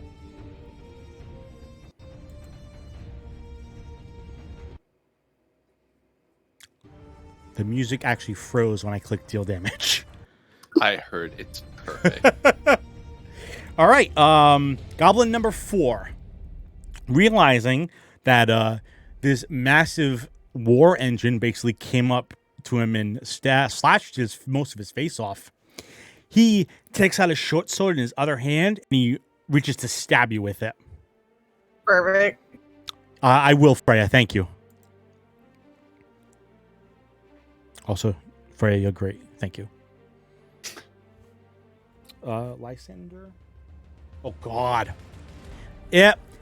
The goblin stabbed you with his short sword, but your shield just easily deflects it out of the way like it's nothing. And you see the goblin look up and he goes, uh-oh. And he's done. Goblin number 1. Looks at what's going on here. And he moves. Come on. He moves over here. And Lysander, you see now that you're up close, that now during the time you've been here in Charrington, you've fought goblins before. And usually they only have bows. So them having pistols is immensely strange. They shouldn't have access to that kind of technology. So the fact that they do is upsetting, for lack of a better word. Okay. Oh, 1 second. Toby wants to leave. I know. Oh, dog break. You don't you bone, you're leaving me. Goodbye, Toby. Our mascot is gone. Toby. Well, we had 10 minutes of Toby time. I think that's more than we ever expected, honestly. And that goblin with pistol in hand, he fires a shot at you, Lysander, and it just barely grazes by you. And you think if it was any closer, that probably definitely would have hit you right in one of your armor plates. Good. All right. These goblin bastards are worshipping Alexander, aren't they? Wouldn't that be a thing? There's a lawful good goblins. 5, 15, 25, 30. This goblin back here moves up. And he sees a fish way in the back. 35, 40, 45, 45 feet away. So that's a massive penalty. This idiot shooting at me with it. He aims his pistol at you and he fires. Good luck. It's -4 for range increment. If it ever rolls the die.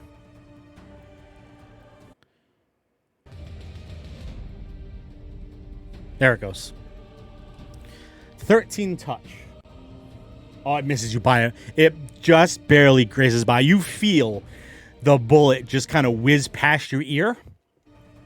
Why does this thing get to attack my touch AC? It's not fair. Because they have guns. Bastards. You now understand the danger they possess and why. And right. That goblin kind of curses under his tongue.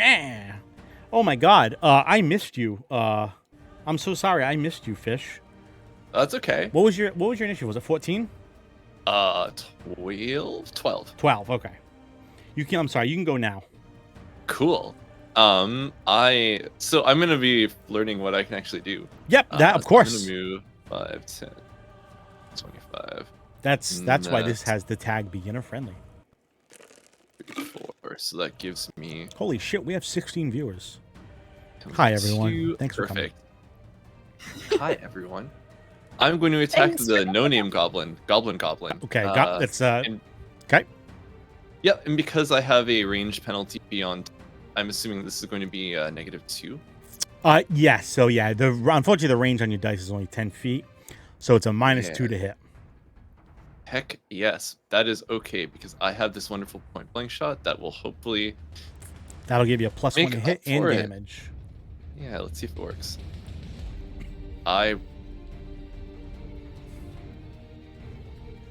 Hold on. That's one of the worst rolls that I've ever rolled. That's terrible. So one moment. I actually can fix this. I have that power. Yes. So I believe I can just expend the luck to reroll anything, but let me just look and make sure I understand what my own abilities are. Sorry, sure. Gambler luck pool.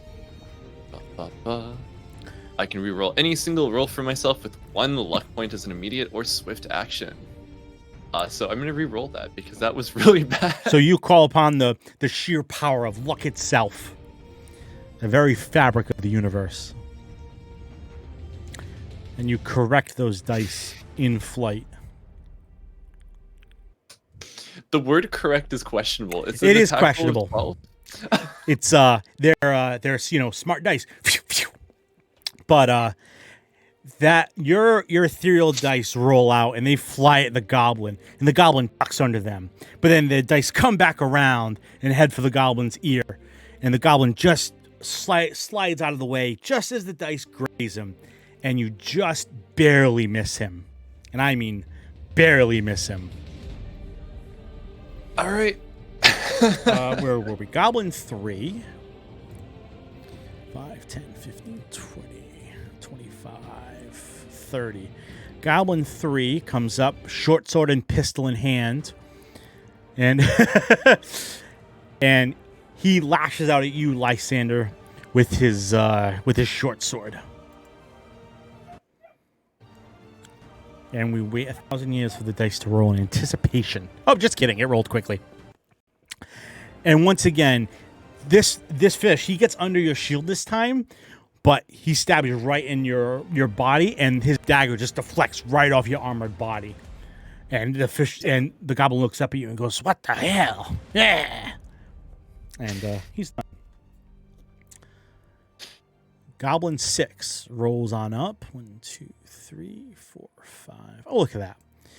He, too, has a little short sword and pistol in his hand.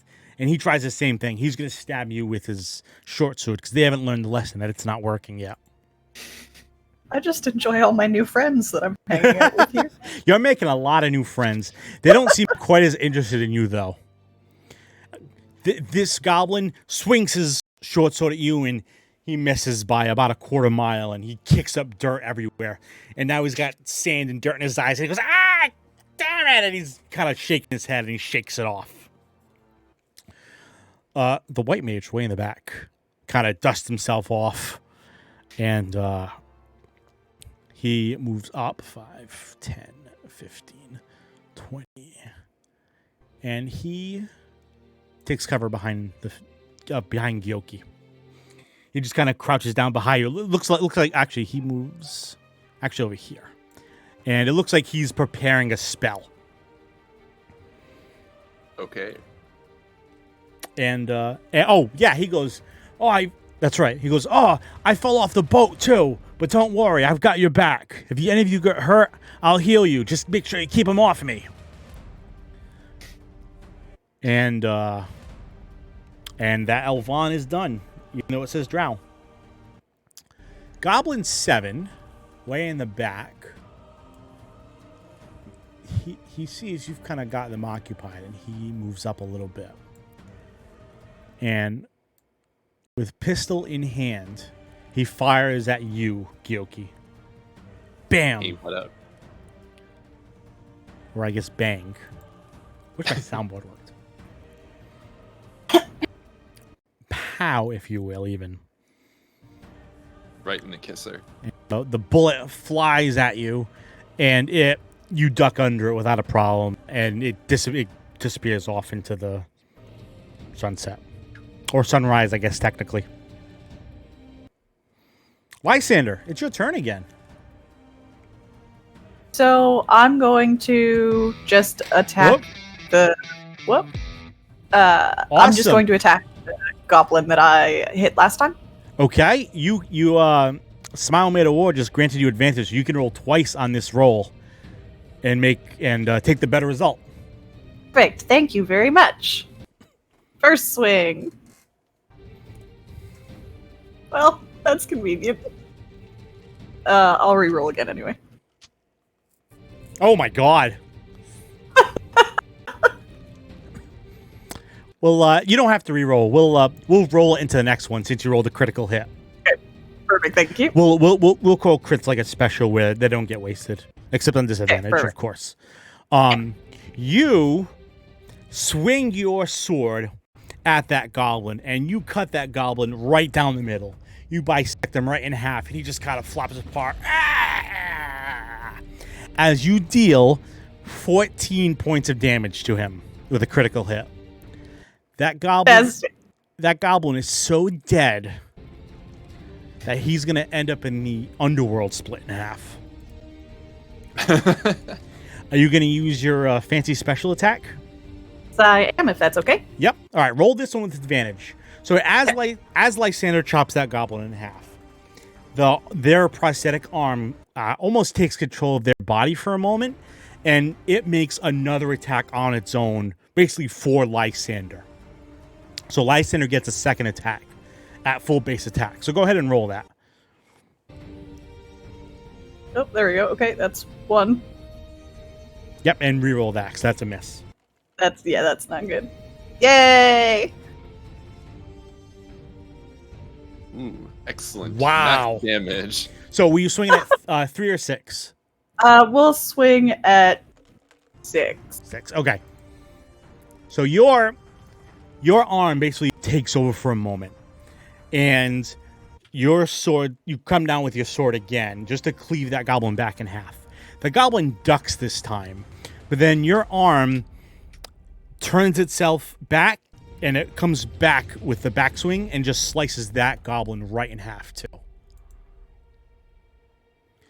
And you hear the goblins all around stop murmuring, "Oh, watch out! That one's out of control. Get it!"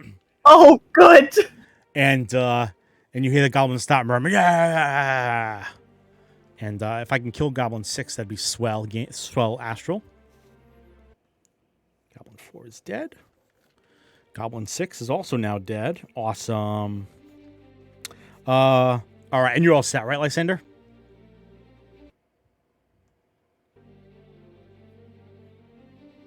Lysander? Oh, have I gone quiet? Please. I'll just make sure you're all set.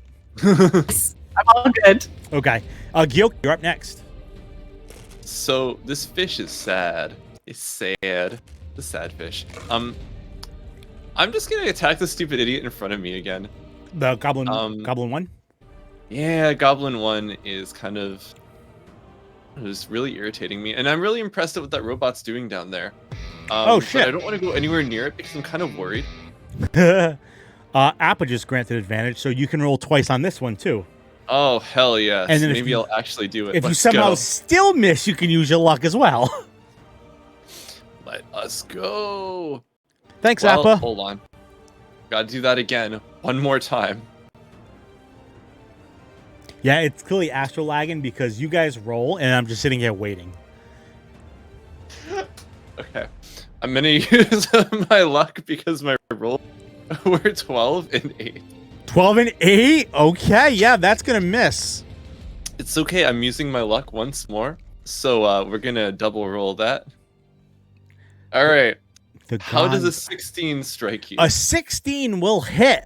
Awesome. Excellent. My damage is 6. Okay, rad. Yeah, I can't see it yet. It's still... here it comes now. So you launch dice roll after dice roll at this thing. It kind of like matrixes out of the way, like it gets in a handstand, and then it leans back as the dice just miss it. And then as it pops back up with its... And it like stands strong, like I just dodged all these attacks. Yeah! You hit it right in the face with your final hit of dice, and he falls over and collapses dead on the ground. He goes, ah. And since this actually hit, I do want to remind my dice actually fires stupid little missiles. One for each number that I roll in the dice. Oh, that's right. I'm so sorry. That's right. So it actually fires like 6 little missiles. Is that what it does? Yeah, basically. So I'm sorry. So this goblin first dodges 2 missiles, then 2 more missiles. But as he stands back up, the 6 missiles smack him right in the face and basically turn him into goblin lunch meat, and he falls over dead. I do a fish dance. And you do a celebratory fish dance. Fish dancing, just so you know, it's a free action. So you can do as much as you want. Oh, yeah. And that was goblin number 1, so he's very much dead. Goblin number 5 sees what is happening here. He thinks for a minute. You see him pause, and he runs up and basically hurdles this goblin corpse. And he points his gun at you, Gilky, and he pulls the trigger and fires. Don't. My hotbars aren't loading, so I'm just gonna roll it. What's this? I have a yellow triangle for some reason. Oh, live chat is disconnected. Okay. That's probably what was happening before with... Alright, we're going to try to make the goblin make his attack roll. You splash. Let me tell you something. If Splash actually did that well in Pokemon... Magikarp's actually just a fish with a magic dice. Did you ever use the level 99 Magikarp with Splash? Why? Why would you? Funsies. What's next? The level 99 Magikarp with Struggle? Theme build. Theme builds? I think my Astral is basically broken again. No, Astral, why? Sorry, I have their stats actually written down here. So Okay. I don't have to rely on using that. I also just realized I keep waving my cough around. I keep blocking the camera with it. That's okay. My touch is 14, by the way. Okay. Did my D20 go through? It did. 7. 7. It's 10. Nope.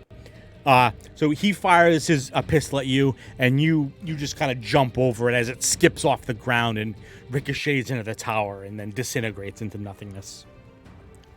And the goblin goes, curse you! I'll make you with lunch, you little fishy! Dunks is the new GM.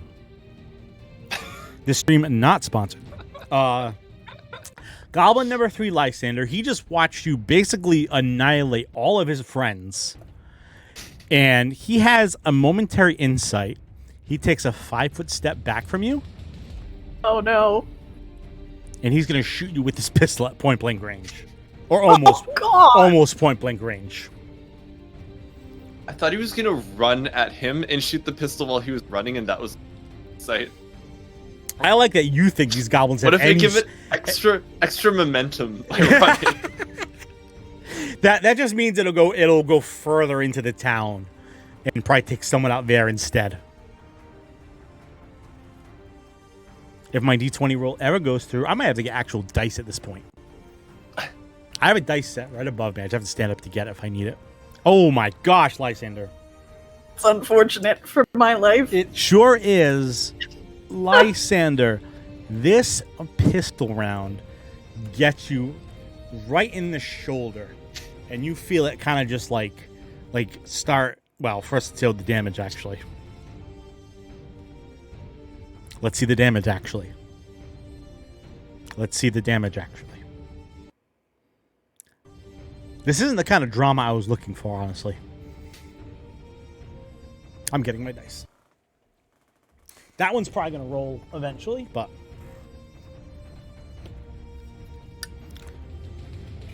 Plus, hey, check out this fancy die.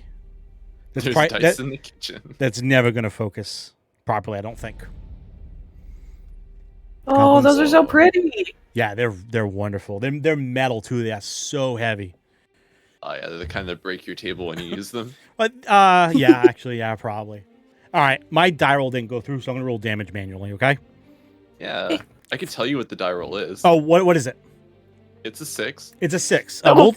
We'll take the 4 I just rolled instead. Oh, that's so nice of you. So, Lysander, though, I think you have damage reduction, right? If I remember correctly? Yeah, I believe I have 2 2? up here. Okay. Yeah. So your body is unlike anything else. It's made of adamantine. So it is so unbelievably sturdy. So you only take, after your damage reduction, you only take 2 points of damage. This round smashes into your shoulder, but most of your armor plating basically deflects it off. And you only take a little bit as opposed to the horrible wound that could have been otherwise. Perfect. Change. There we go. Okay. Stop relying on that body, Freya says. Freya, that's literally like all of them. First of all, how dare you? Yeah. Also, it says the Viera I want to point out, too. All right. The last one is the Elvon mage. He kind of looks around and he casts a spell, and you feel healing. Wow, I rolled a 5. You feel healing energy kind of wash over you, Lysander. But of course, magic doesn't work quite as well on your mostly mechanical body. So he heals you for 8, so you only heal 4 because it's half, I believe, right? So, but that still heals you to full, though. And the Elvon goes, "Don't worry, I got your back." And he then goes and hides behind a rock. Fantastic. Lysander will give him a thumbs up. Goblin 7. Goblin 7 points his pistol at you again, Gyoki. And he goes, "This is for my friend Squibbles." And he pulls a trigger, and it goes click. And he pulls the trigger again, it goes click, click, click. And he goes, "Ah!" And he charges you with his short sword. He goes, "For the boy Squibbles!" And he lashes out at you with his short sword. And wow, that's the worst roll I've ever seen in my life. I'm glad I'm not playing with these dice. And he stabs the corpse on the ground next to you. And he goes, "Ah, Scribbles, why have you done this to me?" And he pulls the short sword out and kind of stumbles back. And he's done. That's a nice natural one. I think that's the first natural one we've had. Copy's not very good at this. Lysander, it's your turn. Perfect. Well, I guess I'm kind of gonna have to move forward here. I don't really have an option, so I'm going to. You can take a 5-foot step as a free action as long as you're not making any other movement in your turn. Perfect. I'm just gonna come hang out with Goblin 3 again and please put it down. Thank you. And attack him with my sword. Goblin 3 goes, "Arr?" Like he's surprised that you would dare to step up to him after he moved away from you. Oh, this robot's got legs. Robot's all leg. Hell yeah.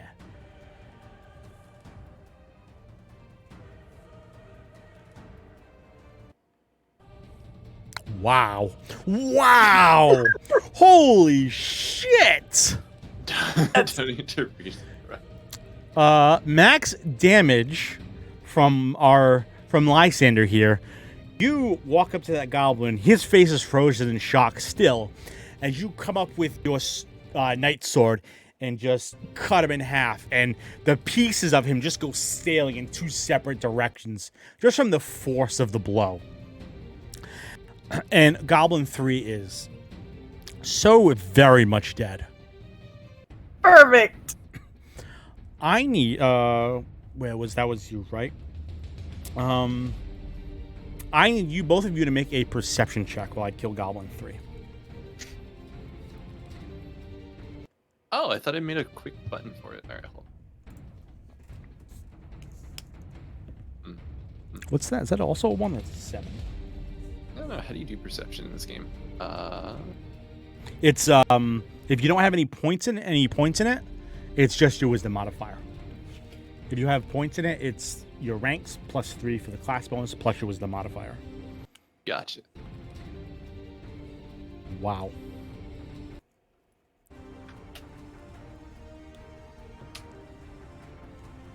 I like that every roll I make for is worse than the rest. Got a 20. You got a 20. Good lord. Lice. I'm sorry. Freya said the name structure for these goblins: Goblin 3, Goblin 4, and Squibbles. Lysander, what'd you get for your perception check?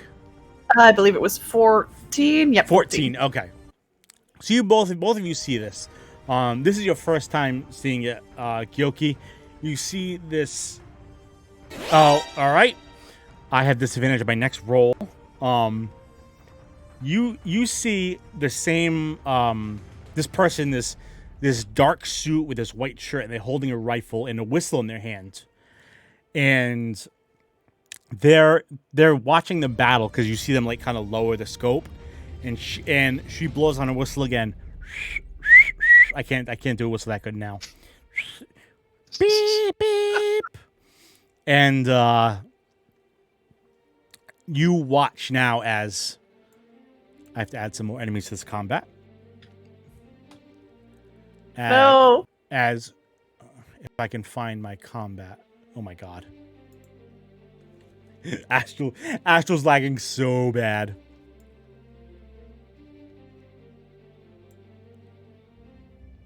Shout out to Ivy, who is screwing over our GM. Ivy.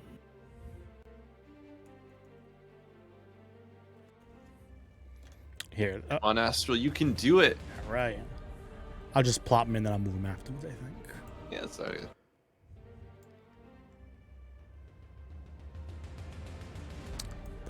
I think I just re-added Goblin 3. It's okay, there's a Goblin 5 alive behind the dead Goblin, by the way. Oh, is there really? Did I miss a Goblin? Yeah. I don't know if he's actually alive or not, but If no, I hover over it, he's there. I thought they both died. Oh no, yeah, he Yeah. just popped. He was blank on my screen. He just popped back into frame. That's okay. He goes at the end of the round. All right. Goblin 3 just yeeted himself across the thing. That's not expected.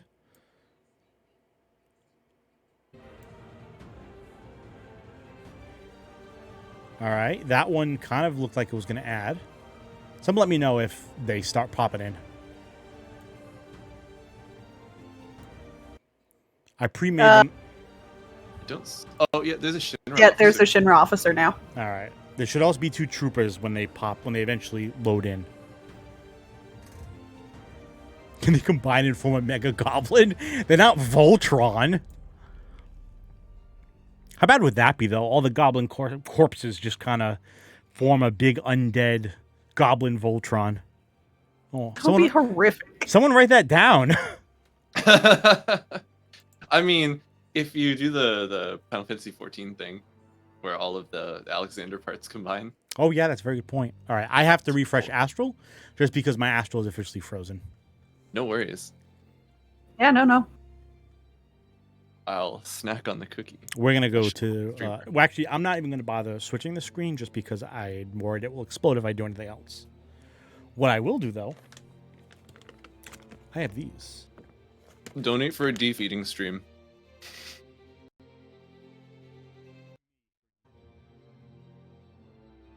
Excellent. Donate for an everyone eating stream. Join this party. I muted my microphone. Which is probably not a surprise to Deef, but I do that a lot.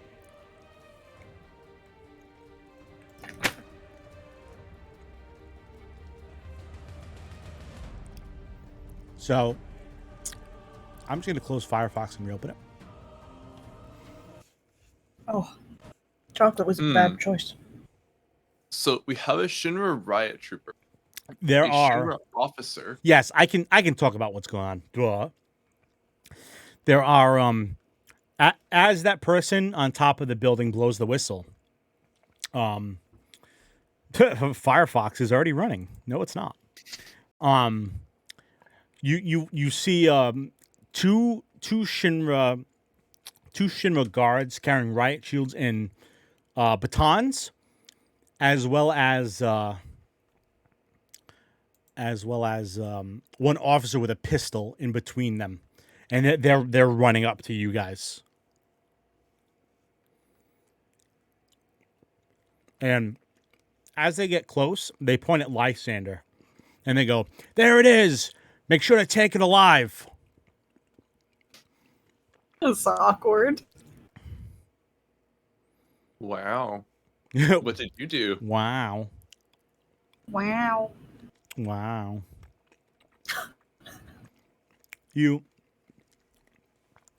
Lysander, you have a feeling that being an escaped runaway from Shinra might be why this is happening?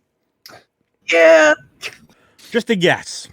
Maybe. Just a concept. Shot in the dark. I mean, I don't know for sure. But Astral is loading textures. Loading the message loader. What does that even mean? Well, you have to load the message loader, of course.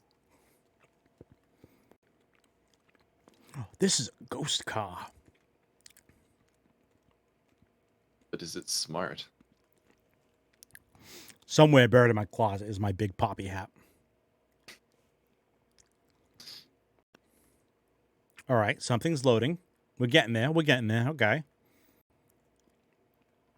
I assume the music stopped too when yeah, my audio is weirdly still going. Oh, is it? Okay, that's good. Well, I can hear the music. So jealous of this music. Thank you, Freya. Freya recapped about Lysander. Perfect. Thanks, Freya. For everyone. Yeah, unfortunately, there was a problem with my recording code. I don't know what happened, so I'll have to mess with that afterwards. So this should still end up as a Twitch VOD at least, hopefully. And I'll see if I can maybe pull that. I believe you can, yeah. Yeah, I think so too.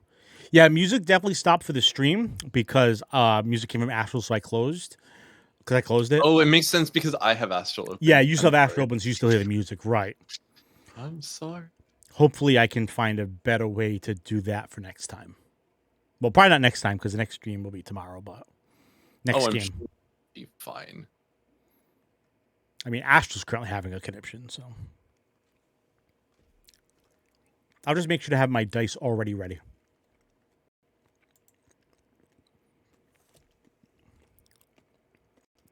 All right. You said the music is still playing for you guys, though, Candace and Brian? Yeah. Okay. I'm just curious if it'll start back up when it eventually loads or if I'm going to have to force it to restart or not.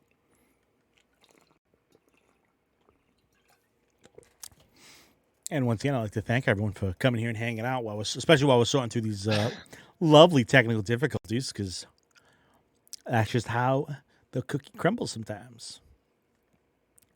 This cookie is crumbly. Man, I could go for... Do you have any cookies? Hook me up, man. I ate them all. Oh. I got caramellos earlier, and because I love caramel. So that's probably going to be my secret weapon later.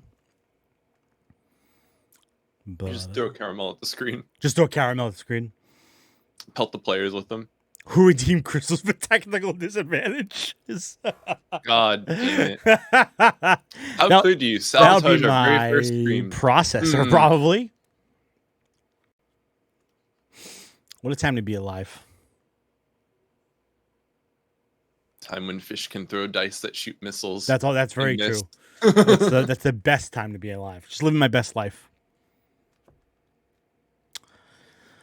Maybe no, because I can't do that. Never mind. I was gonna say maybe next time I could try Astral and Chrome to see if that makes a difference. But then I have to fix my capture of everything. Which Could try. yeah, I just have to, what do you call it? Because I have to finish setting up Freya and Brandon for tomorrow. In the meanwhile, Gobby, how are you doing? Wait, that's the Gobby voice. Hold on. I shouldn't talk for your goblins. No, I like your gruff voice for the goblins. You can talk for my goblins. I don't care. Let's have a conversation with myself. I'm a goblin. My boy Scribbles is dead. I can't believe it. He was one day from goblin retirement. Gosh darned, if only his shots just weren't so bad, maybe we'd be dead right now. And you wouldn't be dead. Well, you Why are you see, shooting at us? we got paid to do it, see? Oh, we're having this great meta conversation that we could be having because Yeah. we're still engaged in active combat. We sure but are, yeah. Time's kind of frozen around here, so Weird, fuck are those weird how guys that happens sometimes. Oh, man. You know, you just want to go beat up some people, get some treasure, and here we are, frozen in time. Oh shit, yeah, do you have treasure on you? I should take that treasure. We're goblins. We're not exactly rich. We're not just Must be goblins. worth something. We're CR 1/3 goblins. It's even worse than that. Oh fuck.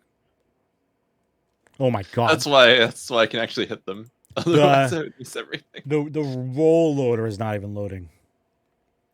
Oh no. This Do we is want bad. I might. do we want to do a quick break and then refresh? Yeah, I can. We can take another break for like a minute or two. Yep. And I'll see if it fixes it. So I'm gonna go to the Be Right Back screen, and we'll come back in a few minutes. Okay.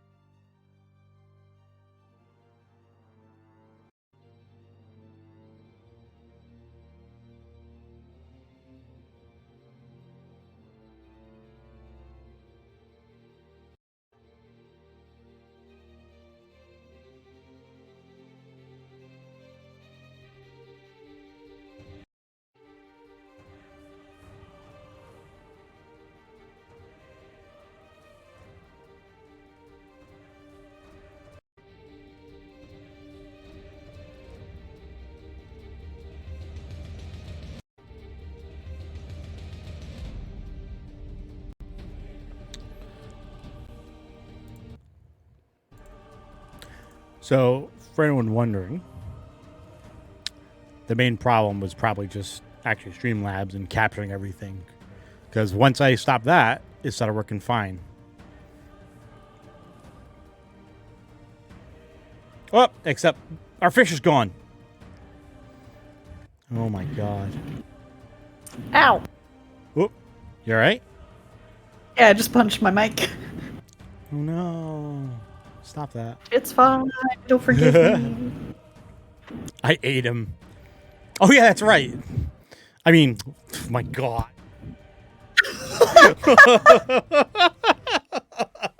Freya! I said, "Oh, that's right," because Frey is Deep's roommate. But yeah. The problem is probably either Streamlabs or just my. I have a laptop. It's a decent laptop. I really need to get like a dedicated PC just for this that actually has some power to it. So unfortunately for now, we're probably gonna have to just suffer with this. But It's in. that'll probably be Sorry. on my list after. Maybe an oven. Hello, welcome back to the Land of the Living, my friend. Namazu. Hi. Hi. Sorry. That's okay. So, let's get back to where we were. Lysander, I believe, was the last one to go. Hell yeah. And then these two riot troopers ran up along with this officer, and the officer pointed at Lysander and said, "That's it. Take it back alive." And it's actually Gyoki's turn. Well, there's still this goblin next to me. There is. And if I try to move away from it, it's going to get to an attack of opportunity. You can take a 5-foot step as a free action as long as you're not going to take any other movement, and that won't provoke. Now, if I throw dice at this thing in the range that I'm at because I have point blank shot, does it affect anything, or can I do that? Now with a normal ranged weapon, you would take an attack of opportunity, but your dice are special and they prevent that from happening. So you can actually attack him right from here if you wanted.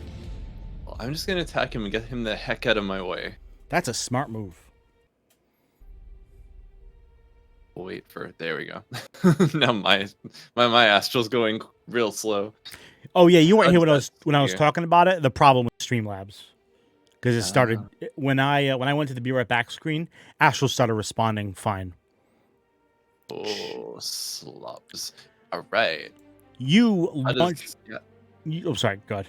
You can No, describe it. sorry. Go ahead. Oh, say okay. You launch your dice at this goblin, and all these missiles come flying out of it, and each one strikes him. He goes, like he's getting comboed, and he goes, "Scribbles, I'm sorry," and he drops dead next to you. You still have a move action left if you like. Fish dance. Fish good. dance. Okay, that Goblin 5. Goblin 5. What is he gonna do? He looks like he's deciding what to do. He points his pistol at you, Gyoki, and he fires what you presume may be his last shot, given the counting earlier. Well, let me select Goblin 5. Oh, wait, let me... it's not loading, though. All right. And that bullet also misses you by quite a mile and just ricochets right off the tower again. And you hear the Goblin curse under his breath. These damn garbage technology. I don't know why he suddenly turned that voice, but that's okay. Garbage technology. The Shinra Riot Trooper number 1. Shit. He 5, 10, 15, 28, 25, 30, 35, 45. He charges you, Gyoki. What? He's so far. He hurdles the goblin corpse, and he comes... So, let me move that goblin out of the way, actually, because he's going to mess things up. That scared the shit out of me. All right, so I have disadvantage for 2 rolls. Hey. I can. Let me just accept the player advantage from before. Okay. So that's okay, Appa. So with his riot shield in hand and with his baton, he swings his baton at you. And he's going to try to knock your little fish ass out. I rolled a 10. And I rolled a 15. So 10 plus 3 is 13. I believe that misses. Oh, yeah, that misses you by a mile. Yeah. 15, sorry, because he charged. So he comes sprinting up, and he swings his club at you. And you just barely duck out of the way. Slippery fish. Shinra Riot Trooper number 2, even though it says number 3, 5, 15, 20, 25, 30. He comes moving up to you, Lysander. Good. He comes marching up. And he taps his baton on his shield, and electricity starts coursing through it. And he lashes out at you with it. But the gods that be guide his hand ever so slightly, and he has to roll with disadvantage. That's a 14 and a 12. So that's a 15 to hit, which misses you, Lysander, by about a quarter mile.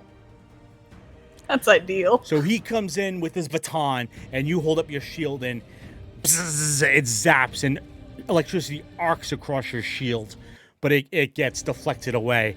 And the Shinra Riot Trooper goes, "Just give up. We're bringing you back whether you like it or not." The officer moves over to the side. Actually, thank you. He takes cover behind this rock, and he's got a pistol. The pistol he's carrying looks like it's like standard issue for Shinra, and he aims it right at you, and he opens fire. Okay, that's great. Really? He opens fire, and his weapon goes click, and his weapon jams. And he goes, Right. "Son of a bitch, motherfucking Raza," and he ducks behind the rock. And he's pathetically done. The white mage goes, "Oh shit." And he casts a spell. 5, 10, 15, 20, 25. He casts a spell at that goblin that's left back there. Wow. He calls upon his magic, and he launches a gust of wind at that goblin. And it hits that goblin. It just shreds right through him. And he goes, "Oh, I enjoyed you, squibbles." And he collapses to the ground dead. Wow. Arrow OP. And he goes, "Holy shit, I did it." And that's Goblin 5 that just bit the dust. Goblin 7 is also dead no matter what my thing says. Lysander, you're up next. Perfect. Okay. Oh, well, I guess if I just stand here, I should be able to attack this Shinra Trooper. So I guess I will do that, and we'll just swing with my sword. All right. The Riot Trooper raises his riot shield up to try to block you.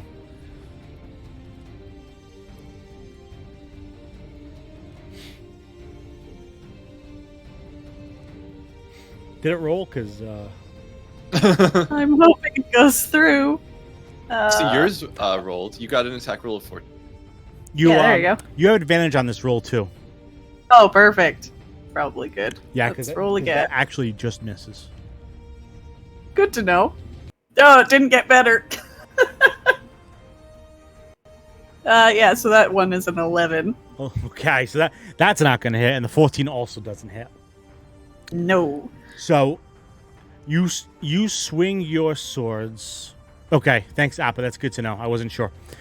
You swing your sword at the Riot Trooper, and he holds his shield up, and he deflects it away, and he goes, "We've learned your tricks. You can't stop us."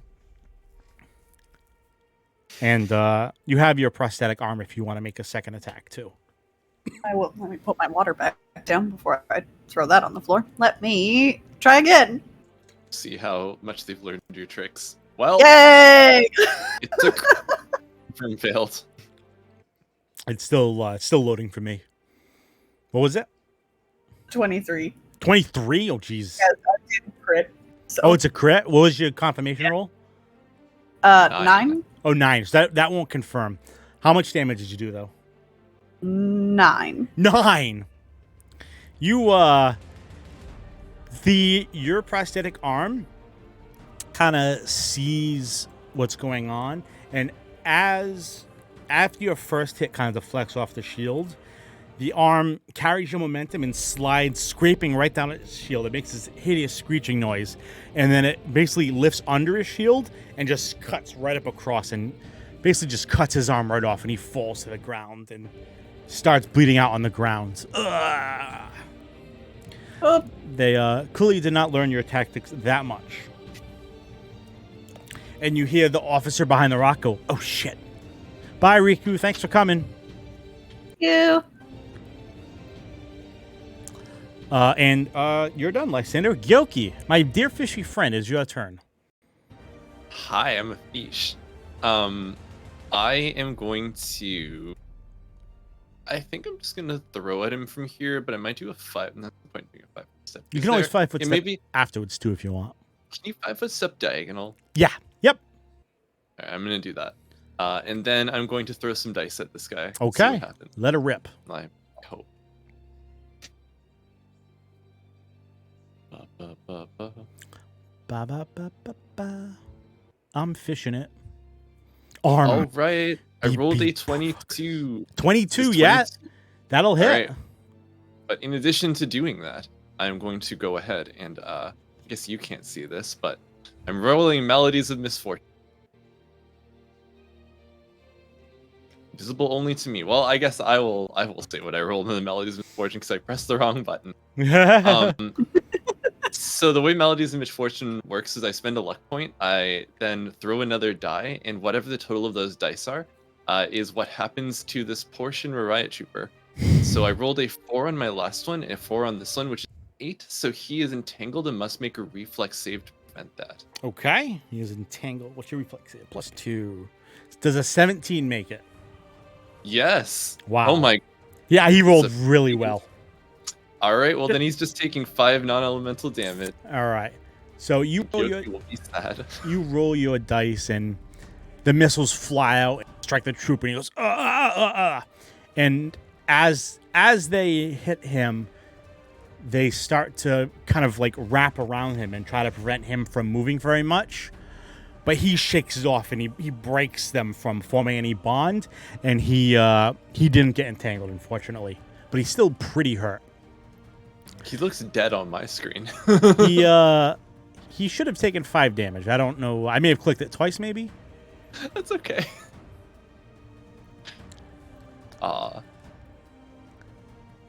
Come on.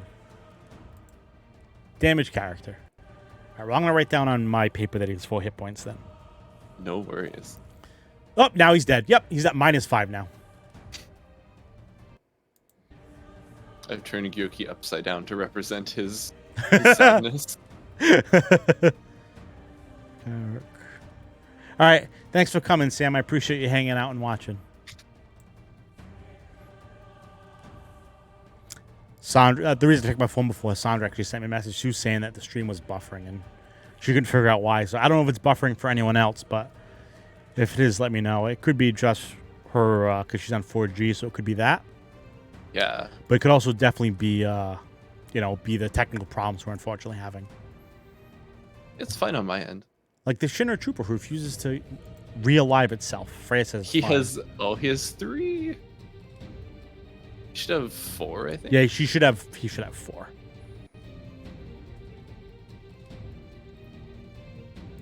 All right, well, I'm going to just keep track of 4. Just remember that guy's alive if you can. I know he's alive because he's about to attack you anyway. Gosh darn it. So this totally alive Shinra Trooper and not dead. He takes a 5 foot. The officer in the back yells, "Take out the droid! It's a much bigger threat." And this trooper actually charges you from behind, Lysander. coward's way. And as he's charging, he taps his baton too on his shield, and it crackles with electricity. And he rolls a 3.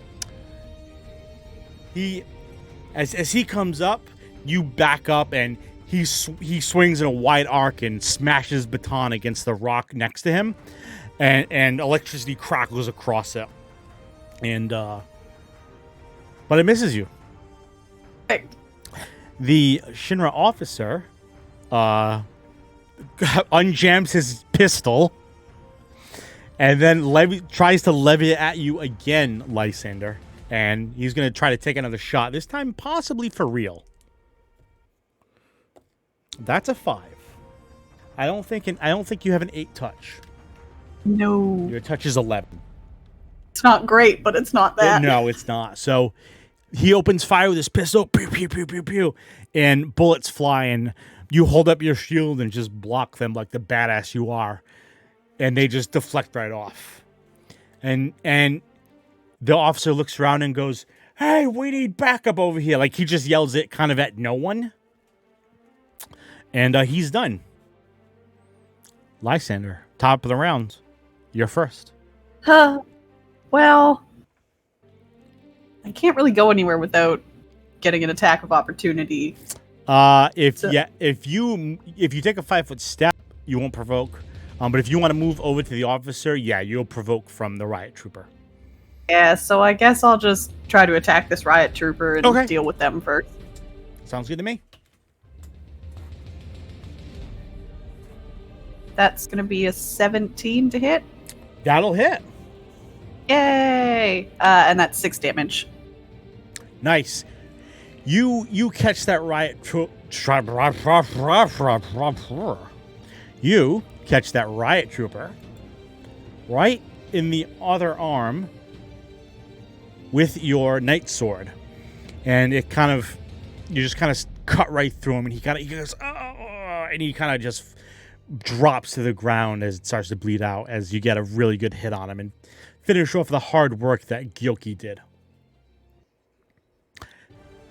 Would you like to do anything else? You do have a move action left. Yeah, I think I'm actually gonna go. Ow, cat! I think I'm actually gonna go stand closer to this officer. Okay. Come stand here, and I'll just stay there. I'm waiting for it to update.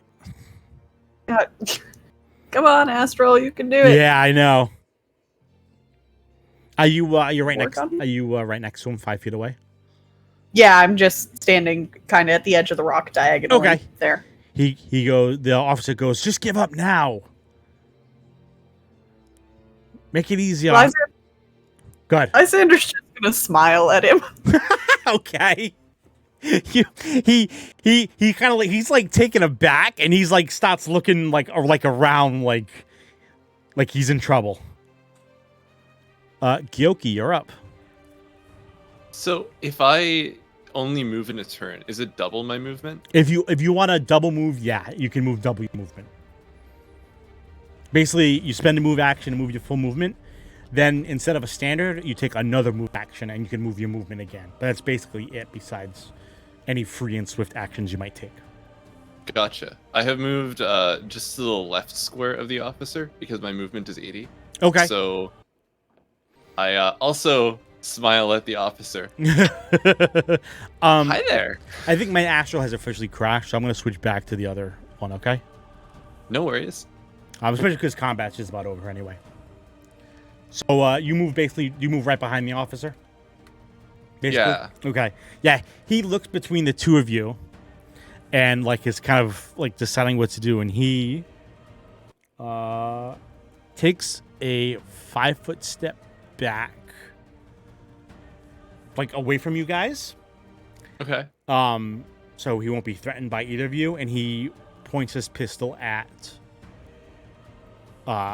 Lysander again. And then he thinks for a second. And then he reaches into his bag, or his belt pouch, and he holds up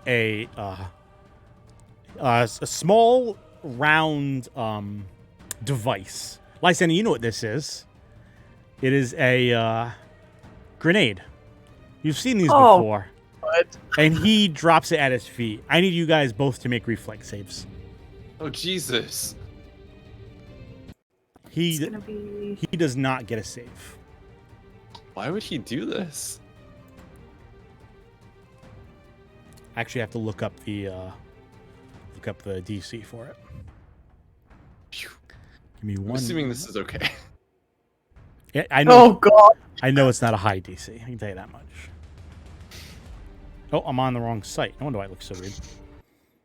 Oh, Lysander! That's gonna be rough. My poor robot child. My phone is Hurt. freaking out. Oh, That's rough. I think my phone just actually died. Oh, no. It's like Oh no. it's like flickering white and not working. Okay. I mean, I know I needed a new phone, but that's kind of a rude way to do it. I have to look this up elsewhere then. One moment, please. I had my tablet here, but I wasn't expecting to have to do it for this. Scroll, scroll, scroll, scroll. Scroll, scroll, scroll, scroll. Just kidding, it's not on... Guys, it's not on the Tech Gear page, it's on the Firearms page. Just so you know. For next time. Next time someone throws a grenade. Explosives. I mean, I'm fine. I'm going to avoid this, Freya. Lysander is a robot and can't even be healed. Wow, that's not... 10. It can be healed Oh, badly. They just don't like being healed. It's their preference to not be healed. We can just leave them alone. It's okay. So He can take care of himself. you take half damage because you're too far away. That's 8. Lysander, take after your damage reduction, take 6 damage. Oh. Gyoki, take 3. Oh, As- no, I actually think... As fire, you don't have evasion, right? No. Okay. As fire and shrapnel just explodes from the feet of the officer, his body gets launched and goes flying, and you see he is very much a corpse. And it just kind of like explodes out and shreds you guys. And you hear from the Elvan that was on the top of the hill goes, "By the stars!" And you hear 3 whistle blows, and you see that that woman with the rifle who was standing on top of the building kind of like basically retreats, and she disappears out of view. And you hear in town now, you hear the actual rest of the guards in the city. Sounds like they're fighting. And congratulations. You guys have fended off the goblin attack. The Shinra attack on Charrington. Good work, guys. Hey. I have to double check, but I'm pretty sure you guys actually do level from this. So it's funny you would say Hell that. I'd have to double check the maths, but I'm 100% you guys have. So welcome to level 2. It's Yay! B. You don't have to level right now, but we got some role play stuff at the end, and yeah. So the Elvan comes over and he goes, "Oh my stars, are you two okay?" And he starts casting spells to heal both of you. It only takes 1 spell for you, Gyoki, but for you, Lysander, it takes a couple. And he goes, "I've never seen anything like you before. The healing magic just doesn't take." I wasn't particularly created to be healed, but thank you for your help. Oh, I'm so sorry. And he still looks like shell shocked, and he just kind of like wanders away. Okay, bye. Bye. he goes over. He looks like he's checking on all the other corpses around here. He first starts. He starts with the Watcher on the ground, but he's very much dead. And he checks on all the other goblins and the troopers as well. From like the ring, the town that surrounds the tower, this gentleman comes striding up. He's got a couple of town guards with him, and they're all covered in blood, and they have their weapons out. And he looks around and he goes, "The Watcher's dead?" Lysander is going to give a bit of a nod and look towards the Watcher. Yes, it seems unfortunately Shinra has ended his life. The person who did it did retreat, however, so I'm not sure if you'll be able to find her at this point. He has his big floppy hat with a feather in it, and he takes it off and holds it over his heart, and he goes, he was my good friend for many years. I hate that he's been done in like this. And he elbows one of the guards next to him, and he says, "Go light the signal fire. The others must know." And he runs into the tower and starts running, and you hear him running up the stairs. And he looks at you. He's the guard captain around here, the guard captain, part-time mayor. And he's been okay to you for the most part. But he wasn't. None of the townspeople in Charrington really warmed up to you the way Jody did. Some of them, they were nice and polite. But you were different, and that was hard for them to take in, basically. He puts his hat back on and kind of just sighs and goes, "I'm sorry, but you can't stay here anymore. Not after this." I understand. I was planning on leaving anyway, but my apologies for the losses you suffered today.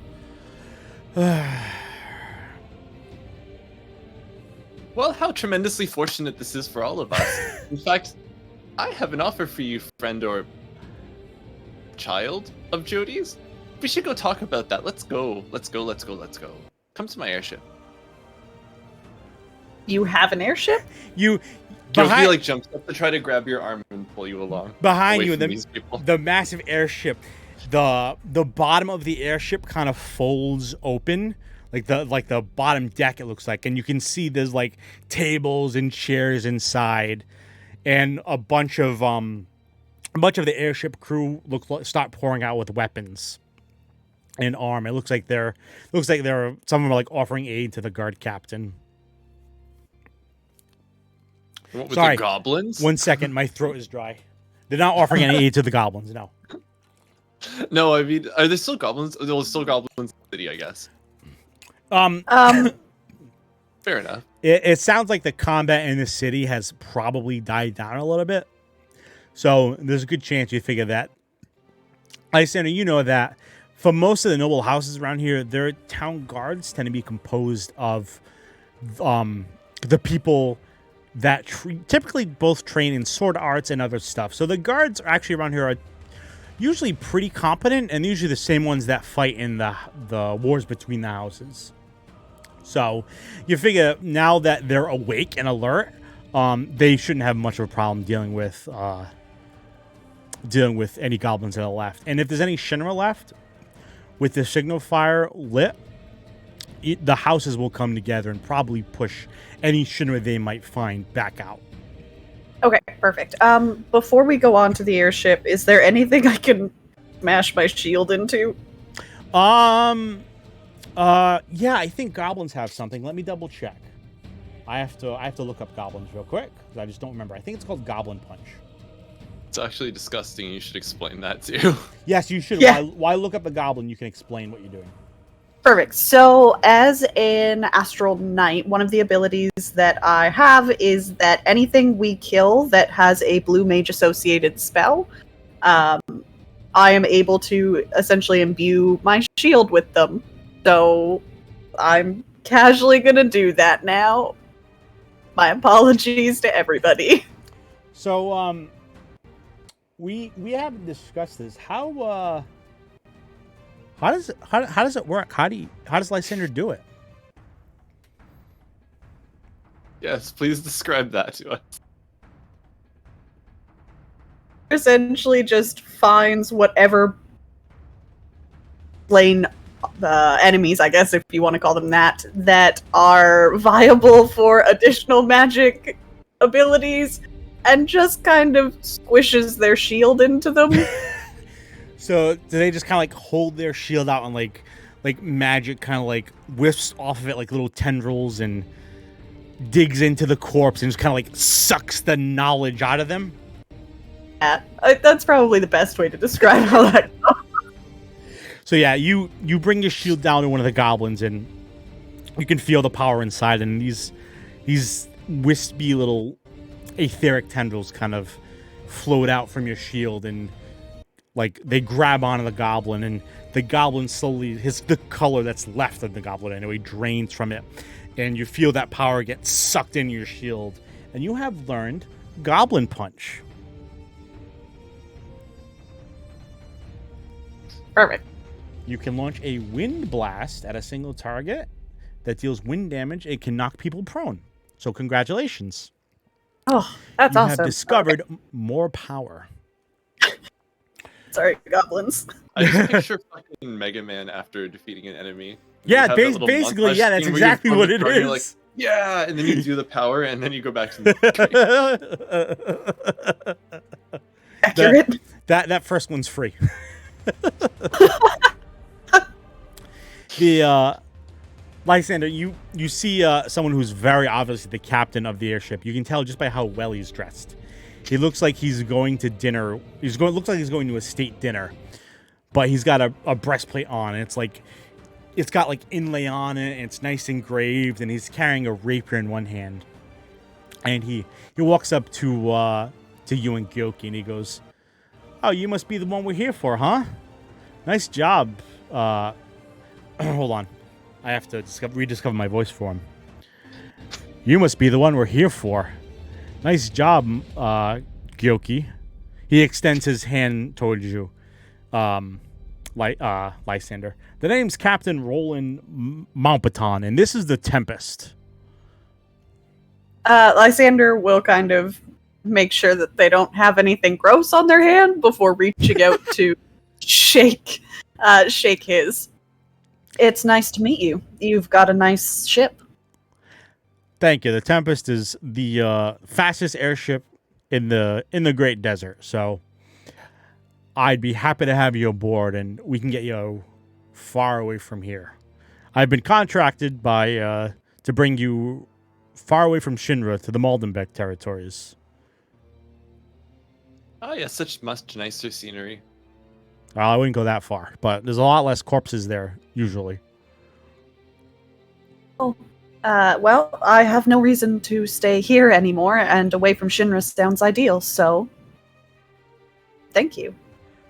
He kind of nods his head towards the open bottom deck of the airship, and you see that the some of his men are helping them get rid of corpses, while others are possibly looting the corpses and putting the gains into a bag.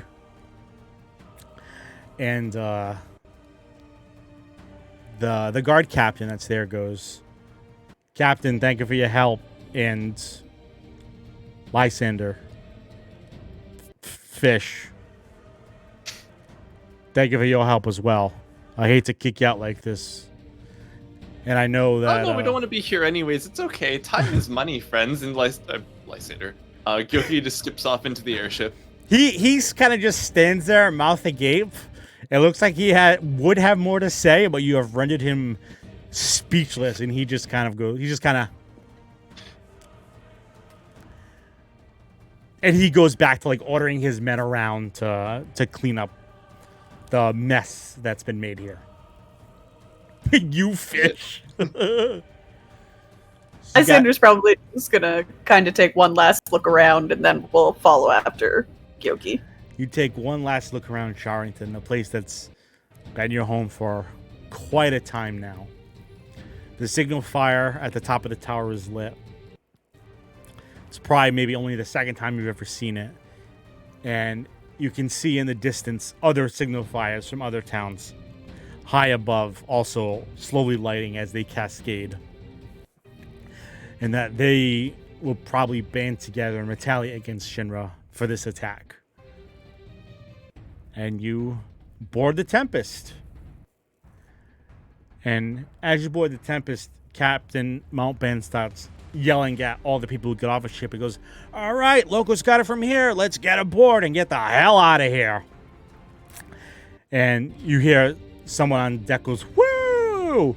And after a few minutes, everyone gets back on board the airship. They crank the sides back up, and they seal shut, and the Tempest takes off and heads east back towards the tunnel for the Great Desert. Captain Lysander kind of gives actually you, Captain Lysander. Your name is Lysander. His name is Mountbatten. Captain Mountbatten gives you a bag with, gives you a sack, and he goes, "Here, we took some of their stuff. So here's your cut of the gill. Because there's no way we're going to leave, money around that that the dead aren't using anymore." Which gil could a goblin have? That's a very good question. Officers had some. Someone should really check. Wow. In the bag is 7. Nope, there was 6 of them. 6 cure potions. Oh, gosh. They could have used those. They sure could have if someone didn't cut them in half every single time. Mistakes were made. 6 cure potions, and there were 3 guards, so 180 gil, and a whole bunch of tiny short swords that are kind of useless. I'll turn that 180 gil into 180,000. 180,000 gil? Are you going to gamble for the Tempest? Is that how much it costs? I'd have to check. The Tempest is one of the finest. You gotta have a high bar when you gamble. Is that so you never disappoint? No, wait. It'd be the other way. You said a low bar, so you're not disappointed. Yep. You said a high bar, so you're. Anyway. I think we've been going for almost 3 hours. Between the technical difficulties and everything else, I think this was an okay stopping point, if you guys are fine with that. Absolutely. It was a fantastic first session. I hope. Despite technical difficulties. Thank you. I hope you guys had a lot of fun. I hope, audience, you also had a lot of fun. Thank you for coming, hanging out, getting to know these characters. Tomorrow at, I believe, 7 p.m. Eastern, we're going to meet the other 2 players. Freya will be playing Velvet, and Brandon will be playing Mugen. And you'll get to meet them tomorrow. So until then, I'll see you guys next time. Say goodbye, everyone. Bye. Thanks so much for joining us. Thank you. Goodbye.